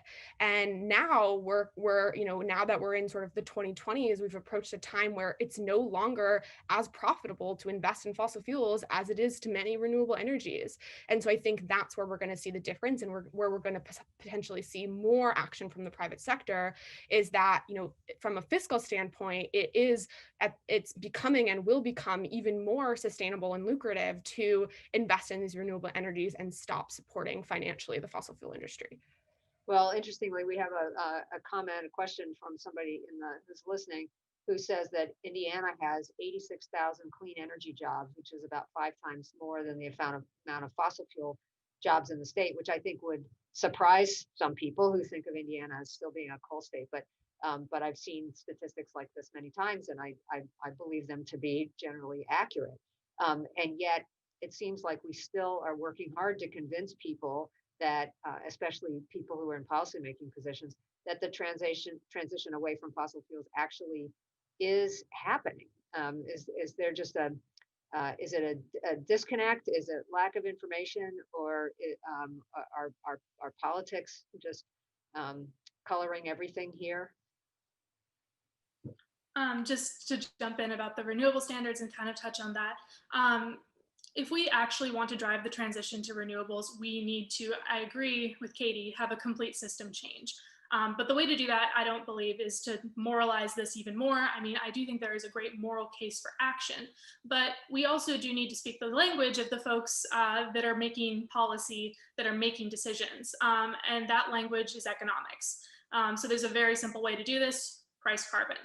If you want to actually shift the incentive for fossil fuel companies to be making renewables, invest in renewables, or to support other companies that are making renewables now, you need to price carbon. You need to factor in the social cost of pollution, which is what that would do.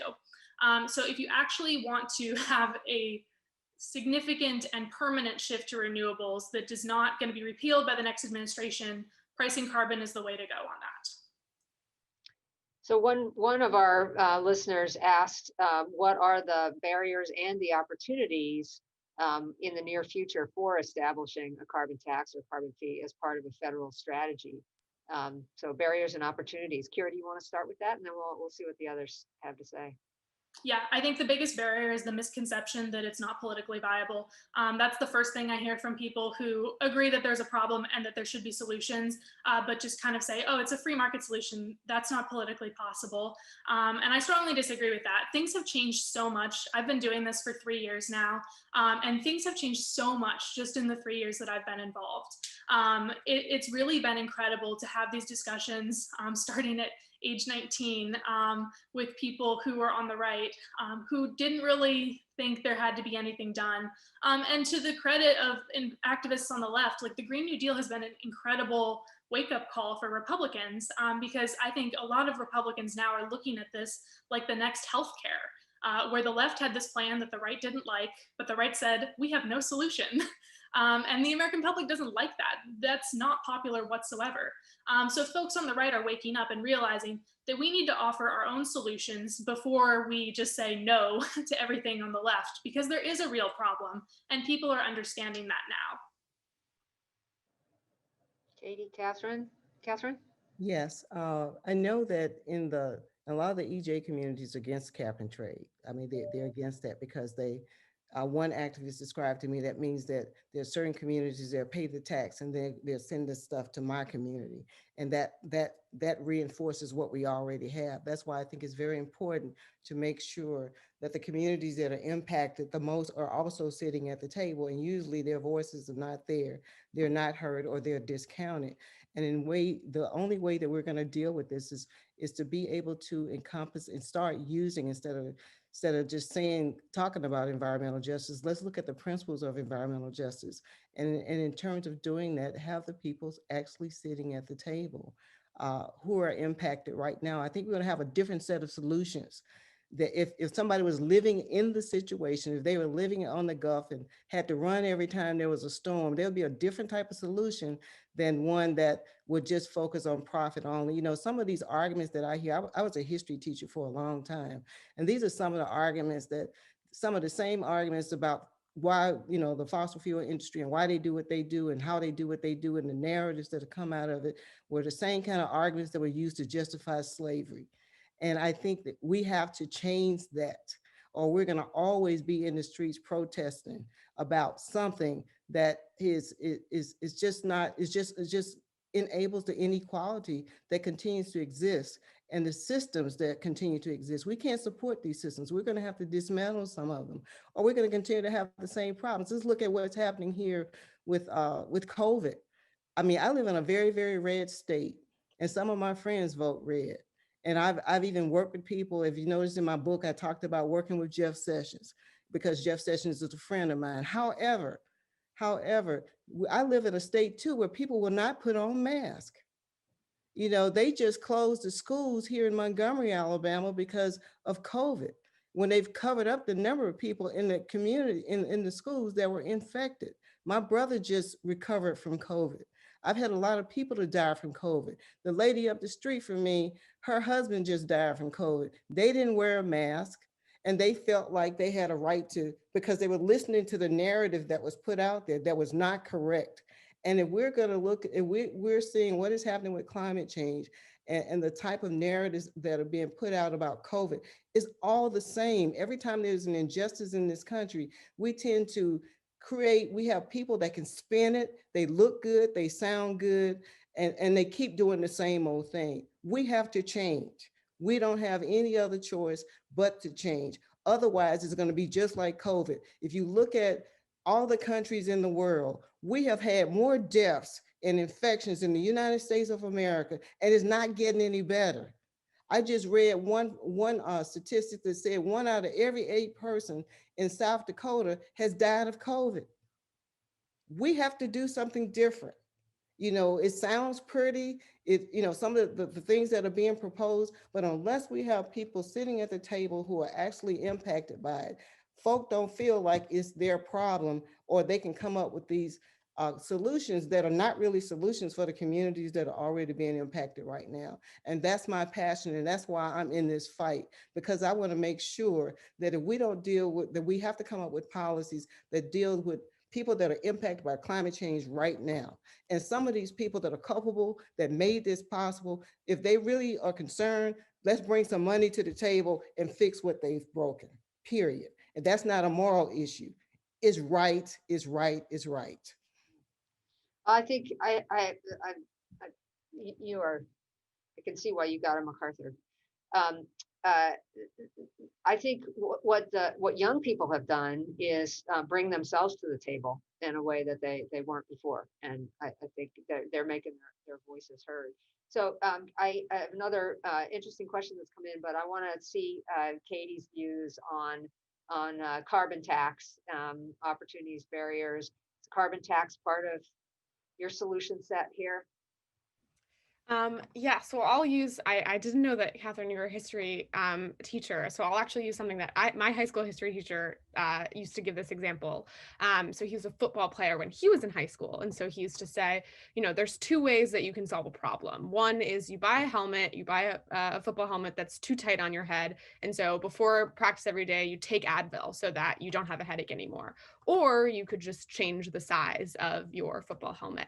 And I think that that's, respectfully, I think that, that's how, carbon tax, I think it's actually very interesting, Kira, to hear you say that, the criticism from, the folks that you talk to is that, oh, that's not possible. And I think the folks that, I talk to the most will say, well, that's not even a little bit to the scale of the problem that we need to address. And I think that's, fundamentally is that that climate change and the climate crisis is a, existential threat to humanity. It is the largest threat that we're facing. And, taxing carbon is just not the, it needs to be more than that, by loads more. We need an entire systems overhaul, if we're going to avoid the worst effects of climate catastrophe. We need to see an end to fossil fuels point blank. And so I think that, it really is, it just comes back to this, how do we match the urgency and scale of the problem with a solution that is going to address the roots and ensure that we don't end up with, another similar problem, as Catherine said, 10 or 20 years down the line. It's, the climate crisis, right? It is about, the changing of the atmosphere, but it is so much more. It is a people's problem, and it is a problem that's been caused by, the same systems of oppression that are the root causes of racism in this country and are the root causes of, every other injustice that we see. And that is people putting, profit over, the planet and human beings. And so I think that is, it has to be a systems overhaul. And I think it's going to take a solution that's larger to scale. I think, when talking about the feasibility of that, right, how do we bring people to the table? How do we make sure that, we do get buy-in from all sides? And that's a challenge that, I think we are not so well set up for. But I think that, as much as there are disagreements that probably many of the folks that I work with the Biden administration, as much as we wish that we didn't have an old white dude again, that was our president, he's been around the block, for a while. And so he has these relationships, and I think may be suited to, again, change this narrative, change this story, and, make the climate crisis something at least people agree on, so that we can start to have these conversations of not just like, oh, is this feasible or is this possible, but we have to do something. And now what do we do? This is a great panel because while there's a lot of things that you guys agree on, you don't agree on everything.